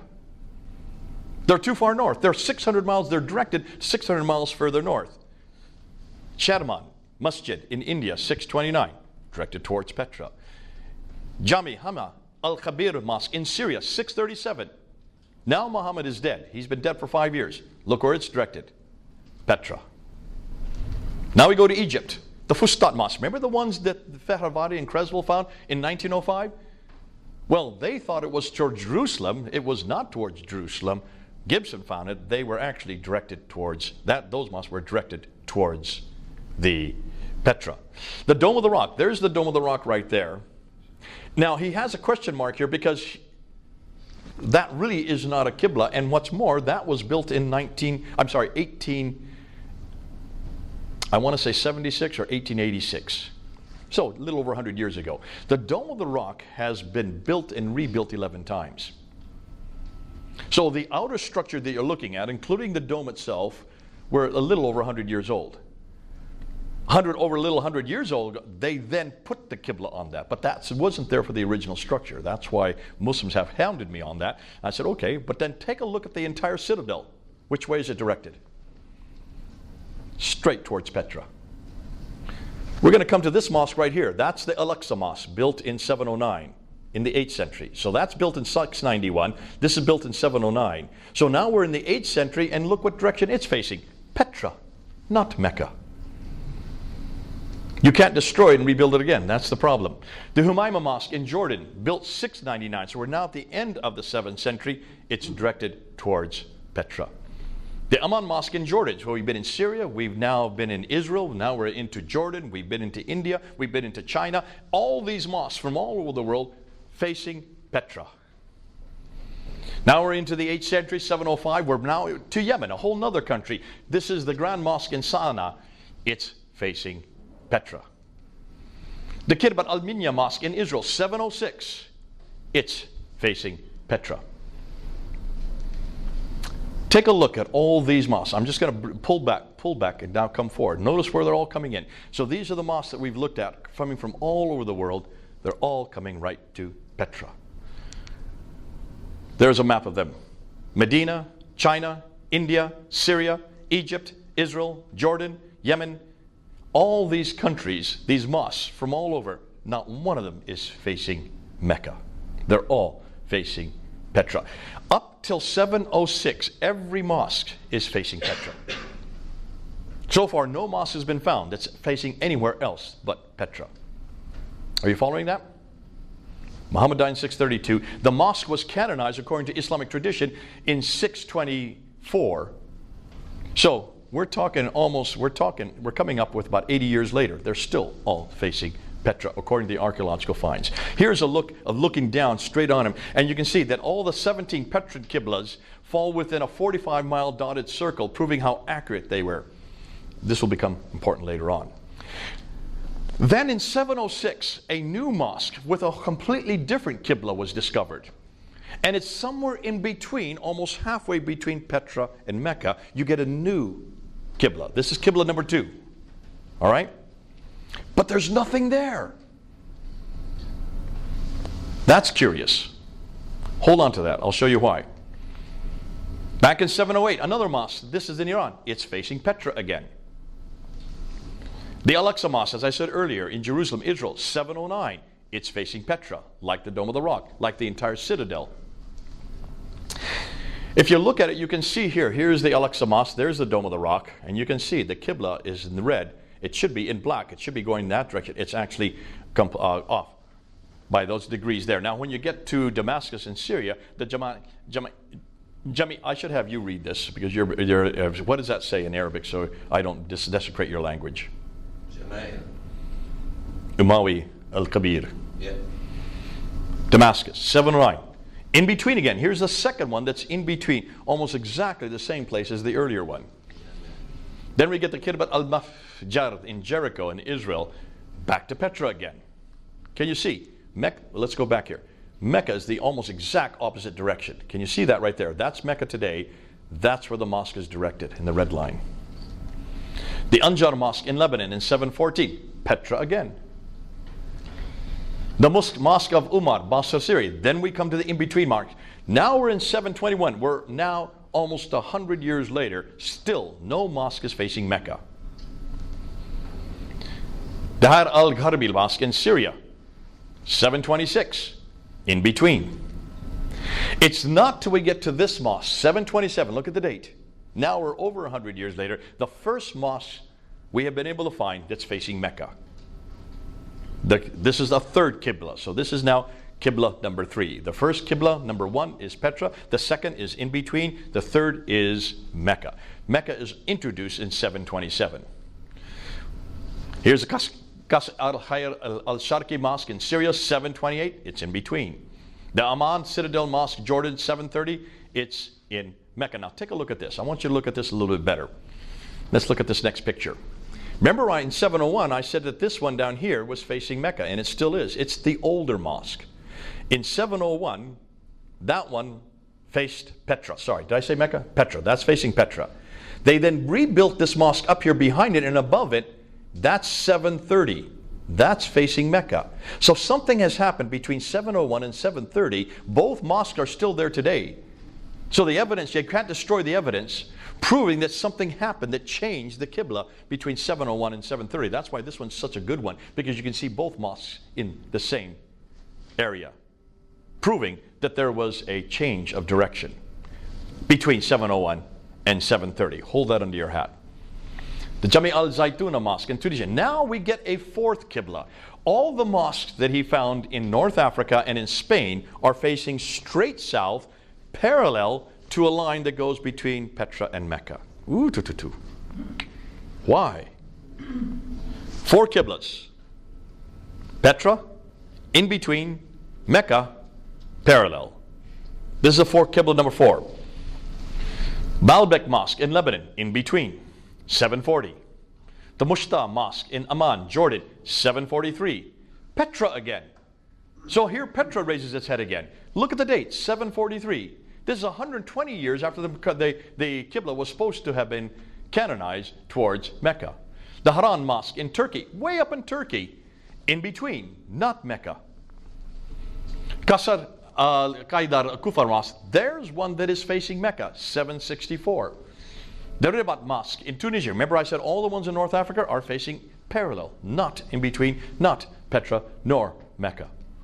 The Sahih Ramda Bawr Mosque in Oman, around 771. We don't know exact date for that. That is facing Petra again. The Sumail Omani Mosque in Oman, around 771. It's facing Petra again. So here's still this holdout towards Petra. Why? The Raqqa Mosque in Syria in 772. It's facing in between. The Bibi Samarkand in Uzbekistan, way over in Uzbekistan, way off to the east, it's facing Petra. Possibly Jerusalem. Most people now think it's now Petra. The Cordoba Mosque in Spain, like I said, like North Africa, it's facing parallel. The Jami Uqba Ibn Nafi Ikarawan in Tunisia, again, 836. 836. This is the 9th century. It's parallel. It's not facing Mecca. So here are the 4 Qiblas. The Petran Qiblas are always the earliest one. Up until 706, every Qibla was facing Petra. Then they start introducing a second Qibla in between. Then you have the Meccan Mosque, which starts to be introduced in 727. And then the parallel mosques, which are in North Africa and Spain, that are facing parallel. All the Qiblas were facing towards Petra in 706. There was confusion for the next 100+ years. 17 face Petra, 8 are in between, 10 face Mecca, 6 are parallel. The Qibla was not finalized towards Mecca until 876. After 876, you're talking about the late 9th century, all the mosques then face Mecca. But that's over 240 years too late. 250 years too late, sorry. So let's look at them. That's the first Qibla. See how accurate they are, how specific they are, coming right to Petra. And look they're all over the world. They're not all in one area. All the way over in Guangzhou, Canton, India. Here in the Oman, in Yemen. All the way up here, Bibi Samarkand in Uzbekistan. So you can see these are not These are so specific, but they're so accurate from such thousands of miles away. How did they get it that accurate? The second mosque, then, take a look how they come to one point, but there's nothing there. What's going on here? And then you get the Meccan Qiblas, starting in 727. Then you have these parallel Qiblas, which are up here in North Africa and in Cordoba. This looks like a political statement to me. Hold on, you'll see why. So why are the Qiblas multi-directional? Modern scholars assume that the variety of Qibla directions were due to the inability of the ancient Arabs of finding accurate Qibla direction. It's ineptitude is what they're saying. They just weren't very accurate. Modern scholars simply quoted earlier 9th century Islamic scholars concerning this theory. And that's the theory that David King has taken, and that's his biggest theory, is the 9th century scholars considered them that they were just inaccurate. But once they got to the Mecca, they were much more accurate. They assumed that the Meccan Qiblas were the most accurate. Well, let's take a look and see how accurate the Meccan Qiblas are. When you look at according to all the Petran Qiblas, they were 2.9 degrees of accuracy. If you take out take out the two worst, it's down to 1.9 degrees off. The in-between were less than a degree off. They were by far the most accurate. The Meccan ones were 4.78 degrees off. They were by far the least accurate. So this whole theory goes out the window. They didn't get better, they actually got worse. So why were the early Arabs so accurate? Modern Muslim scholars assume the early Arabs were not, and that they didn't have adequate mathematical abilities. Yet what really happened was that the Arabs lost their ability to define directions accurately because Roman roads were introduced, which they used, and thus they didn't need the stars to guide them. Thus the ability to detect very accurate measurements became lost.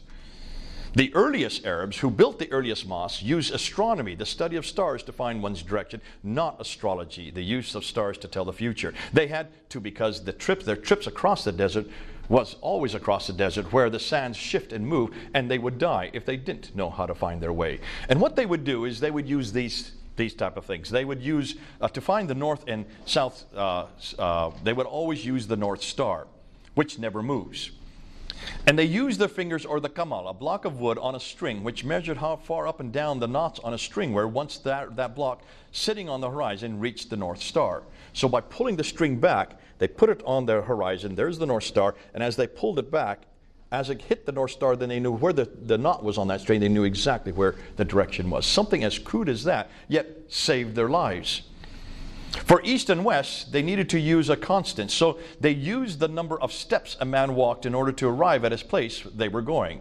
Men traveled on foot, while camels were used for carrying the goods. As they walked, they employed poetry, which had a rhythm and a allotted number for each poem. So when they came to the end, they would know how far they had reached and simply added up the number of times they had recited a certain poem. Thus the reason they chanted poetry as they walked. They still do that today. Now you know why. It actually saved their lives to chant this poetry. And that's why poetry was so important for the early Arab, especially the traders. Now they used stars to find their direction. They employed 32 stars, which were used on a compass to know when they needed to go east and west from their location in relation to the North Star. Thus, for instance, they would walk towards Naka. There's Naka, right? Which is a star in the northwestern direction. When they went for a certain number of strides, depending on the poetry they were reciting, they were told, use this poetry, do it 32 times, and you'll get that direction, going towards Naka. Then they turned the other direction. They went towards Altir for a certain number of poems. And you go towards this direction for 10 of these poems, and in the eastern direction, and so on. And that's how they found their direction. We don't do that today, so we don't understand this. But if you're in the desert war, you better know how to do these directions accurately. And that's why the earliest Qiblas are the most accurate. The later ones, they no longer needed that because now they were using roads, which had markings on it. So why Petra? Why is Petra so significant? Well, take a look at where Petra is. It's right at the center of all the trade. It was the sanctuary city for the Nabateans. The Nabateans did not have their empire. They were traders, so they were all over the world, and they would have families that would stay in different cities in the different trading outposts. Therefore, they did not have any empire or any capital city. But they did have sanctuary cities where they would keep tombs, and they would have their temples there, carved out of sheer rock. You can see, if you've been to Petra, these beautiful carving. That's a treasury there. These are the tombs and temples. So it's a city of tombs and temple for the Nabatean people. And whenever someone died, they would send the body back to Petra or Medina Sali. Those are the two major cities of the Nabatean kingdoms. And they would then send them back to have their bodies there. And they would make a pilgrimage back to Petra to then not worship, but to honor their ancestors there. So Petra was the center of the Nabatean kingdom. It was a center of the trading bloc, the trading routes for all the trade, north, south, east, and west. And it's still there today. But take a look when you go to Petra. Notice that Petra is in a valley. It has a parallel valley. There's the valley. There's the parallel valley. It has a streams. It has whole stream. In fact, it has whole waterworks that have been created. Exactly what we're finding in the traditions. It is outside the ruins would be a pillar of salt. If there would be any pillar of salt, it would be outside the ruins of Petra. It has fields. It is a place where the prophet has trees and grass and fruit and clay and loam. Everything that the Quran's talking about, everything the traditions are talking about, exists in Petra, not in Mecca. And it has olive trees. The one thing you cannot find anywhere in the Arabian Peninsula, you can find in Petra. It has mountains overlooking the Kaaba. So everything that we see, these traditions, Ibn Ishaq, Ibn Hisham, Al-Tabari, all of them talking about this place where this prophet came from. And they named it as Mecca in the 9th and 10th century. Everything they were looking at, everything they're describing, everything this book describes fits Petra, doesn't fit Mecca. What's fascinating, Petra has all the items listed above. Thus, could Petra be the place they are referring to? Remember also the people of Ad, Thamud. 24 times refers to these people from Thamud. 23 times the people from Ad. 7 times the people from Midian. They're all up here around Petra. So if you're going to have any contact, especially as a trader, you'll have contact with all these people. That would make sense. If you're in Petra, it would not make sense if you're way down here, 600 miles further down in Mecca. So why is this significant? Let's review. So far, nothing is known of Muhammad until the late 7th century from within Arab sources. His book, the Quran, and its manuscripts don't appear until the early 8th century. His city, Mecca, isn't referred to until the mid-8th century. His biography and his sayings don't even appear until the early to late 9th century. Thus, much of what we know of Muhammad is written down hundreds of years later and hundreds of miles away. Looks like he is nothing more than a later redaction, possibly begun by Abd al-Malik. So, can you now know and understand why Stephen Humphreys, who's a historian, says Islam in the Prophet's life, as we know it, was not derived from the 7th century, but evolved over a period of 200 to 300 years and then redacted back, that means put back, on the Prophet's life and compiled in the 9th century. So everything we've known about Islam, everything that I talked about from the very beginning, that classical model, is not from the 7th century, it's from the 9th and 10th century. Do you know why Mecca became so very important for Islam? Why didn't they just take... Hold on. That's the next question. You're prophetic. You want me to get into that, so let's go into that. We're not finished yet. We still have another half hour. So, here are the questions we need to ask. Why are there no Muslim sources for 200 years, number one? Why do the claims they make not fit the 7th century historical record, number two? Why are the geographical references so few and confusing, and why do they all seem to fit an area much further north? Why are so many references to vegetation which would not exist in Mecca, and why is Mecca not even on the trade route? Why is Mecca not even mentioned until 741, nor included in any maps until 900 AD? Why do all the Qiblas face Petra for the first 100 years, well, up until 706, then they are confused for the next 100, and aren't standardized to Mecca until 822, 200 years too late? Is it not surprising, therefore, that historians now consider much of what we know about early Islam is possibly historically spurious? So, getting to your point, so what really happened? Now, to make sense of this, I'm going to give you the scenario that we think is happening in May 2019. It may change completely by the next year because new material is coming in all the time. So be aware that this is only hypothetical, all right? For those watching, this is hypothetical. This is what Jay Smith is saying, and others are now saying it, but I'm going to say it now on the camera so that you can actually see where we're moving and where from everything we know so far, this looks like what's happening. To make sense of this, we need to begin with Abdullah ibn Zubair, who is well known. He was the governor of Petra during the time of Abd al-Malik. and Marwan before him. You have two great empires that are being created. First, you have the Umayyad Empire, which starts in 661. There are two families within the Umayyad Empire. You have the Sufyani family that's from 661 up to about 680, and then the Marwans take over. The Marwanids take over in 680. Marwan I is the first king. His son is Abdul Malik. He's the second king. He comes to power in 685. Now remember, up until that time, the Arabs had destroyed the Sassanids off to the east, which is the Persian Empire, and now their biggest enemy, their biggest competitors are the Byzantine Empire to the north. The Sassanids were Zoroastrian. The Byzantines to the north are Christian. They have much more in alliance with the Christians because they trace their lineage back to Abraham. Both the Christians, Jews, and the Arabs trace lineage back to Abraham, one through Isaac, the other through Ishmael. So they are cousins with the Byzantines. They have nothing to do with the Zoroastrians. Plus, they have already destroyed the Zoroastrians. They're not really a problem for them. Petra, but look and see, and let's just go to this map and then I'll come back to this. Take a look and see where their headquarters is. So when you look at their headquarters, here is Mecca down here, right? If, as the classical account says, that the Umayyads were headquartered down here, then why is it that everybody knows that they weren't living down here? They were up here in Damascus, 1,200 miles further north. What were they doing in Damascus? Why weren't they down in the Hijaz, in Medina? No one's asked that question before. We're asking it. So they're way up here in Damascus. Here's the Byzantine Empire up here and further to the west. Here's the Sassanid Empire over here. Now the Sassanids were destroyed by the Arabs coming up, and they took over Basra, Baghdad, Damascus, Jerusalem, and Cairo.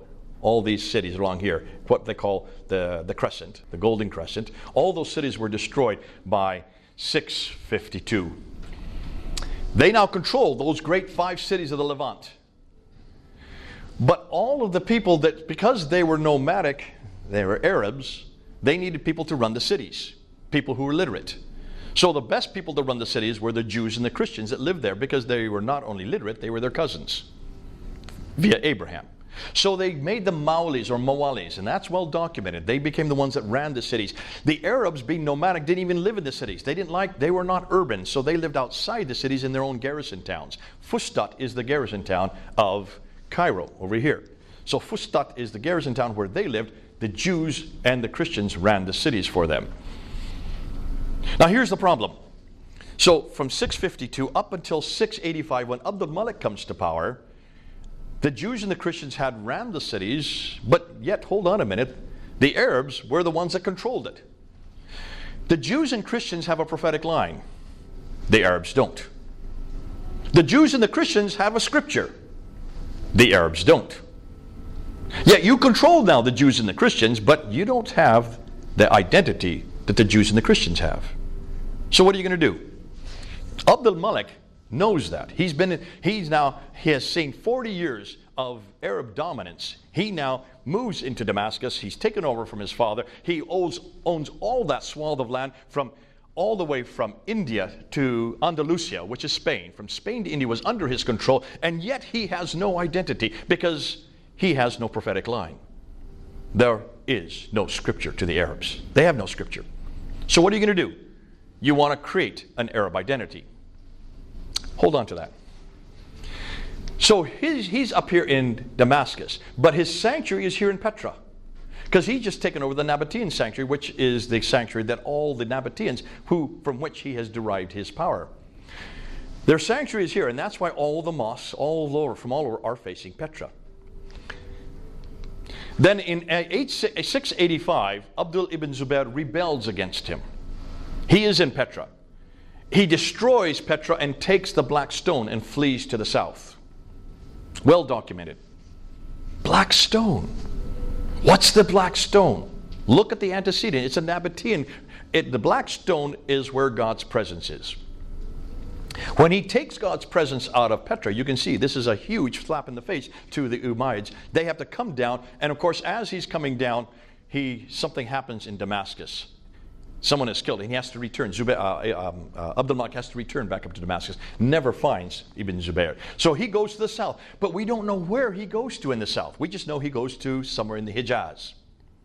Now Abdul ibn Zubayr, he needs allies against the great Umayyad Empire. So who does he look to?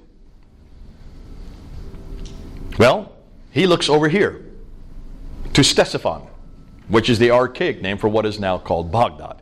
So who's over here in Ctesiphon? These are the original, these are the Arabs who are then left behind after the Sassanid kingdom is destroyed. They are the ones who are living in Ctesiphon.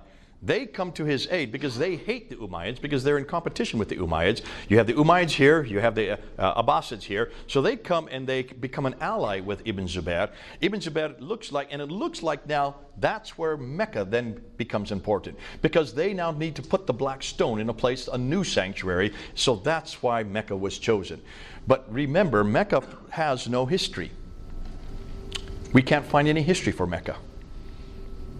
Well, why is Mecca chosen? Take a look at Mecca today. Look and see what Muslims do when they go to Mecca. They go between these two hills, back and forth, 7 times. What are those hills for? Well, they say that's where Hagar went to look for water. Why do you commemorate looking for water in these 2 hills when she never found any water? She found it where the Zamzam well is, according to the tradition. Why do you then circumambulate 7 times around the Kaaba? Why do you go out to these 3 zamarats and throw 7 or 49 numbers of 7 stones at these 3 zamarats? What are these zamarats? These are devils. Wait, 3? I thought there was only 1 devil, only 1 Satan. What does this suggest to you? Looks like this Mecca was a pagan sanctuary, a pre-Islamic pagan sanctuary that did have that had enormous importance for the nomads in that period. They have taken over that sanctuary, they've taken the form, and they've put their own meanings onto it. So now, running back and forth between Marwa and Safa, those two hills, now is to commemorate Hagar trying to find water for Ishmael. And the Zamzam well there is where the water came out so she could feed her son in 1900 BC, in a city that didn't even exist until 741 AD. But can you see then why that has been taken over and now everything has been imposed on it? What is fascinating is now the Abbasids have their sanctuary while you have the Umayyads have their pre-existing sanctuary. So here's Abdul Malik. He wants to create an identity. So what's the first thing he does? He coins coins. He mints coins. Now before, if you want to look at the numismatic section in the British Museum, you'll go back there and you'll see these coins. These are Byzantine dinars. There's a picture of the emperor with 2 of his conscripts, and on the back side of the coin is the Byzantine cross. And that's a dinar in the 7th century. The Sufyanis come into power, the Umayyad Caliphate, and they then mint these coins, which are very similar. In order for them to trade, they have to mint very much the same coins. So now instead of the Byzantine emperor, now you have the Caliph, Muawiyah, with 2 of his retainers on either side. On the back side there is the Byzantine cross, but they've taken off the cross piece. Can you have images on coins? There's a problem with that. That's obviously, this is not Islamic. Because no Muslims would have any image on any coin. So what are they doing with images on their coins? Obviously, iconoclasm was not a problem for the early Arabs. But then remember, they weren't Muslims. They didn't refer to themselves as Muslims. So then Abdul Malik comes to power, and he takes off his image. The first one is his image. That's Abdul Malik right there with a sword, and there's that Byzantine cross on the back side. So here you have his coin, minted between 685 up until 692. Then in 692, he takes off the image and replaces it with Arabic script. And what does he have on that Arabic script? Can any of you read that? Can you read it? Is it Muhammadur Rasulullah? La ilaha illallah Muhammadur Rasulullah. That's the Shahada. That's the first time we see the Shahada introduced on that coin in 692. That's the first time we see Muhammad's name introduced on that coin by Abdul Malik in 692. Look at the date, 692. All right? Now let's go to the Dome of the Rock. Meanwhile, a year earlier, he introduces and puts this building in the middle of Jerusalem. Why in the world does he put it in Jerusalem? Why doesn't he put it in Damascus? The biggest structure of its day, The best, most resplendent building of its time, using Byzantine architecture. The ones who built it were Byzantines. But look and see where he puts it. He puts it above the Church of the Sepulchre. There's the Church of the Sepulchre. It looks down onto the Church of the Sepulchre. The Church of the Sepulchre is the sanctuary for the Byzantine, the Christian Byzantines. That's where they go for their pilgrimage. So he's coming into Jerusalem, and basically he's saying, we are now the new people on the block. He goes to their sanctuary, builds the largest building, but it has no Qibla. Which is true, it doesn't have a Qibla. The reason why is because the entire citadel is facing their Qibla. It's facing Petra. Can you see what's going on? Now let's go one step further. He employs the Byzantine architecture, much larger and more prominent, and sits above the Church of the Holy Sepulchre, which is the Byzantine Christian sanctuary. It is situated in the holiest city for Jews and Christians. It should really be in either Damascus or Mecca, unless, of course, he's trying to make a point here. Muslims say it was built there to commemorate the Miraj, the night journey of Muhammad going to the seven heavens in 621. Go look at any of the ambulatories, look at any of the inscriptions on the Dome of the Rock. You won't see any reference to the Miraj at all. No reference. So let's look at the inscriptions. Now, the Dome of the Rock, the only part of the rock of Dome of the Rock that is original are these two ambulatories, these two circular colonnades. All the rest has been rebuilt and built and rebuilt and destroyed 11 times. So the only original part are these two. So that's why you need to look at the inscriptions along there. You need to look at the ones along the top. All those inscriptions there along the outer ambulatory are revealing. When you look at the inscriptions, you will see Surah 4:171. O people of the Scripture, that's us, do not exaggerate in your religion, nor utter aught concerning Allah, save the truth. The Messiah, Jesus son of Mary, was only a messenger of Allah, and his word which he conveyed unto Mary, and a spirit from him. So believe in Allah and his messengers, and say not three, cease. It is better for you, Allah is only one God, far is it removed from his transcendent majesty that he should have a son. Who is that attacking? Jesus, the Trinity, and his sonship, right? It's attacking his divinity, the sonship of Jesus Christ, and the Trinity, all in one verse. Surah 17, ayah 11 is there. Praise be to God, who hath not taken unto him a son. There's the sonship. Who hath no partner. There's the idea that God would have there would be two gods, God the Father and God the Son, in the sovereignty. Nor hath he any protecting friend through dependence. Then you get Surah 112. There is no God but God. There's the Shahada. He is one. He has no associates. Attacking Jesus there again. Say he is God, the one, God the eternally, besought of all. He begetteth not, nor was he begotten. There is John 3:16 it's attacking. And there is none comparable unto him. Muhammad is the messenger of God. Here is where Muhammad is introduced. A year before he's introduced on the coins, he's first introduced on the Dome of the Rock. This is the first reference we have to Muhammad anywhere in the world. I'm sorry, within Arab sources. He is actually referred to in other sources outside of Arab sources, like the Doctrina Jacobi in 634 and the Chronicles of Sabaeus in 660. But this is the first time that we see his name on any Arab inscription.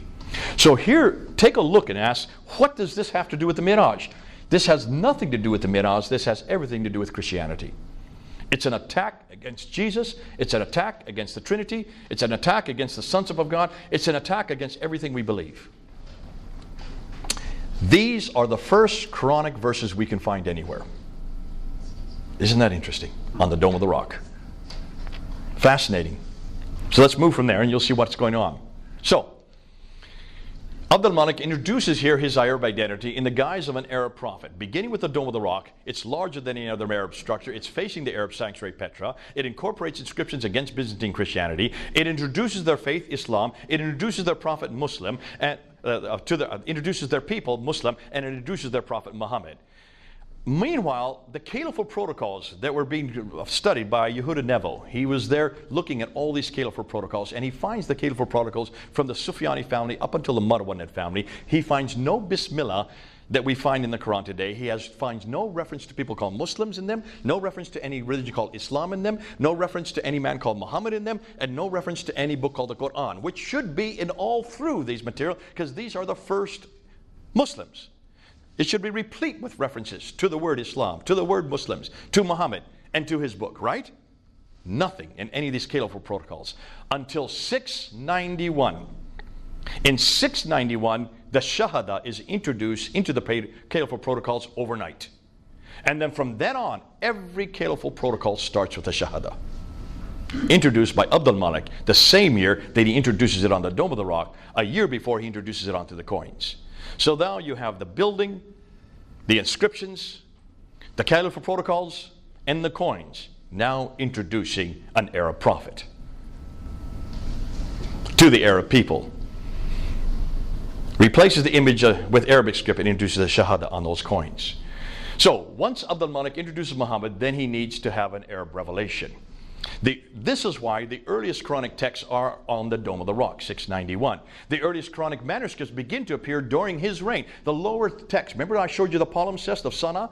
That lower text probably comes from the last 2 decades, the time Abd al-Malik was in power. And you notice it is only 63 verses. There are 70 variants in just those 63 verses. So they have to wash it off and then write over top. The upper layer is from 705, the 8th century. That's the earliest text we have. All the other manuscripts come after 705. Ooh, I love this. So the documentary evidence is supporting what we're now seeing in the archaeological evidence, not only from the Dome of the Rock, but also from the documentary evidence of the inscriptions. The earliest Quranic manuscripts begin to appear during his reign. The Quranic manuscripts begin to proliferate during the reign of his son Al-Walid from 705 to 715. Then we see other manuscripts starting to appear. Why weren't they appearing at the time of Uthman in 652? Why are they suddenly appearing in the 8th century? Why so late? Because now they have a prophet. Every prophet has to have a book. Can you then understand when you put a book together, you have to put it together hurriedly? And where do you get your material from? Well, you borrow. That's why 70% of the Quran is borrowed from other sources. Mostly from Jewish apocryphal writings and Christian sectarian writings. They borrowed the wrong material. God bless them. They should have gone back to the Bible. Why didn't they borrow from this book? Because this book was not in Arabic yet. It hadn't been translated into Arabic. This was only translated into Arabic. The earliest document we have for the Arabic Bible is I want to get this right. It's 868, 2 years before Abd al-Bukhari. 9th century. This was not translated into Arabic until the 9th century. And that's the Sinaiticus 151, which is in the monastery there in Sinai. Now, fascinating. So they didn't have the Arabic Bible to which to get their material from. Now can you understand? The Quranic inscriptions begin to proliferate during his reign. None of the manuscripts are complete, nor are they parallel to today's Quran. They continue to be changed and corrected by later caliphs up until through the 9th century. The Quran is finally canonized at Al-Azhar University in Cairo, just for Cairo in 1924. That's now, this actually should be 95 years ago, but was not canonized for the whole world until 1985, just 34 years ago. But can you see why? Then once you have the man, once you have the prophet, you need to have a revelation. That's why the Quran had to be proliferated. That's why they had to have a Quran in place quickly. Now, at that time, you have 2 empires that are competing for an Arab sanctuary. The Umayyads and the early Nabatean sanctuary in Petra is destroyed by an earthquake in 713. Getting back to your question. In 713, once there is an earthquake which totally destroys Petra, then God's presence is no longer in Petra. So that's significant. So that pretty much weakens the ascendancy of the Umayyads. And that's why really, you can see now, they know if they have no longer sanctuary, they no longer have any theological legitimacy. That's important. Thus, a new place is needed, and that's why Mecca is first noted in 727, possibly chosen by the rebel Abdul ibn Zubair, 687, and his allies from Kufa, the Abbasids, in defiance of the Umayyads in Petra. The Abbasids and Zubair, with their sanctuary in Mecca, then demand allegiance to the surrounding tribes. All of those Qiblas facing Mecca are those who ally themselves with the Abbasids. So this is a political statement. Al-Hajjaj, however, remember, Al-Hajjaj is a governor over in Kufa. In 706, he rebels against Abd al-Malik. Well, actually, Marwan, because 706, Marwan comes to power. Walid comes to power, in Walid. He rebels in 706 against both, and it is his mosques which are facing in between. So he's demanded that all the mosques face not Petra nor Mecca, because he's making a political statement. He wants to see who's going to win out. Who is going to be the one? He is being clever. This is what you do when you don't want to ally with either one. You want to see who's going to win out, and that's why, as a rebel, he does not like Abd al-Malik, he does not like the Marwan family, and so his mosques are facing really a piece of desert in the sand. No significance other than they're halfway in between. Now, that's fascinating because they continue to face somewhere in between until he dies in 744. And when he dies, his Qiblas die with him. That's the second Qibla. Those in North Africa and Andalusia don't show allegiance to either empire, so they have mosques facing parallel. They are waiting to see who's going to win out, and that's why all their mosques are facing straight south, parallel to the line between Petra and Mecca. When the Abbasids finally overpowered the Umayyads in 749, most of the Qiblas then faced Mecca, with a few holdouts until 822, after which they all faced Mecca. So the ones that you see that still come out after 749 are those who still have allegiance to the Umayyads, but they're dwindling in power. The Abbasids are gaining in power. So this is nothing more than a political statement. So here's what if possibility. Now that the Muslims have a prophet called Muhammad, his name is now introduced in 691, a revelation in the Quran, which is starting to be introduced in 705, a sanctuary called Mecca, which according to documentation is not referred to until 741, but looks like it comes into existence around between 713 and 727, because the first mosque that's facing Mecca is 727. They then need a history. Now can you understand why the histories only begin to appear in the 9th century? It takes them 100 years to finally introduce the Sirah, the biography of this prophet. It takes them another 240 years to introduce the Hadith, the sayings, in 870, and then the Tafsir is introduced in 923. So by the 9th century, they then have the book, the man, the place, and the story. And a new religion is formed and growing, yet not something that was created in 22 years, like Muslims like to tell us. It took 200 to 300 years to do this. What did they do with all those that disagreed? They eradicated and burned anything that disagreed with that narrative. That's why you have wholesale destruction of other texts. Now that's actually in al-Bukhari. Bukhari does talk about that, but he puts it at Uthman's time when he says that all the manuscripts were destroyed. No, that probably didn't ever happen. There was no manuscript at the time of Uthman. But what he is saying is this is very clear. The Abbasids then destroyed anything that disagreed with this narrative. That's why you can burn books, but you can't burn buildings. And you can't destroy artifacts.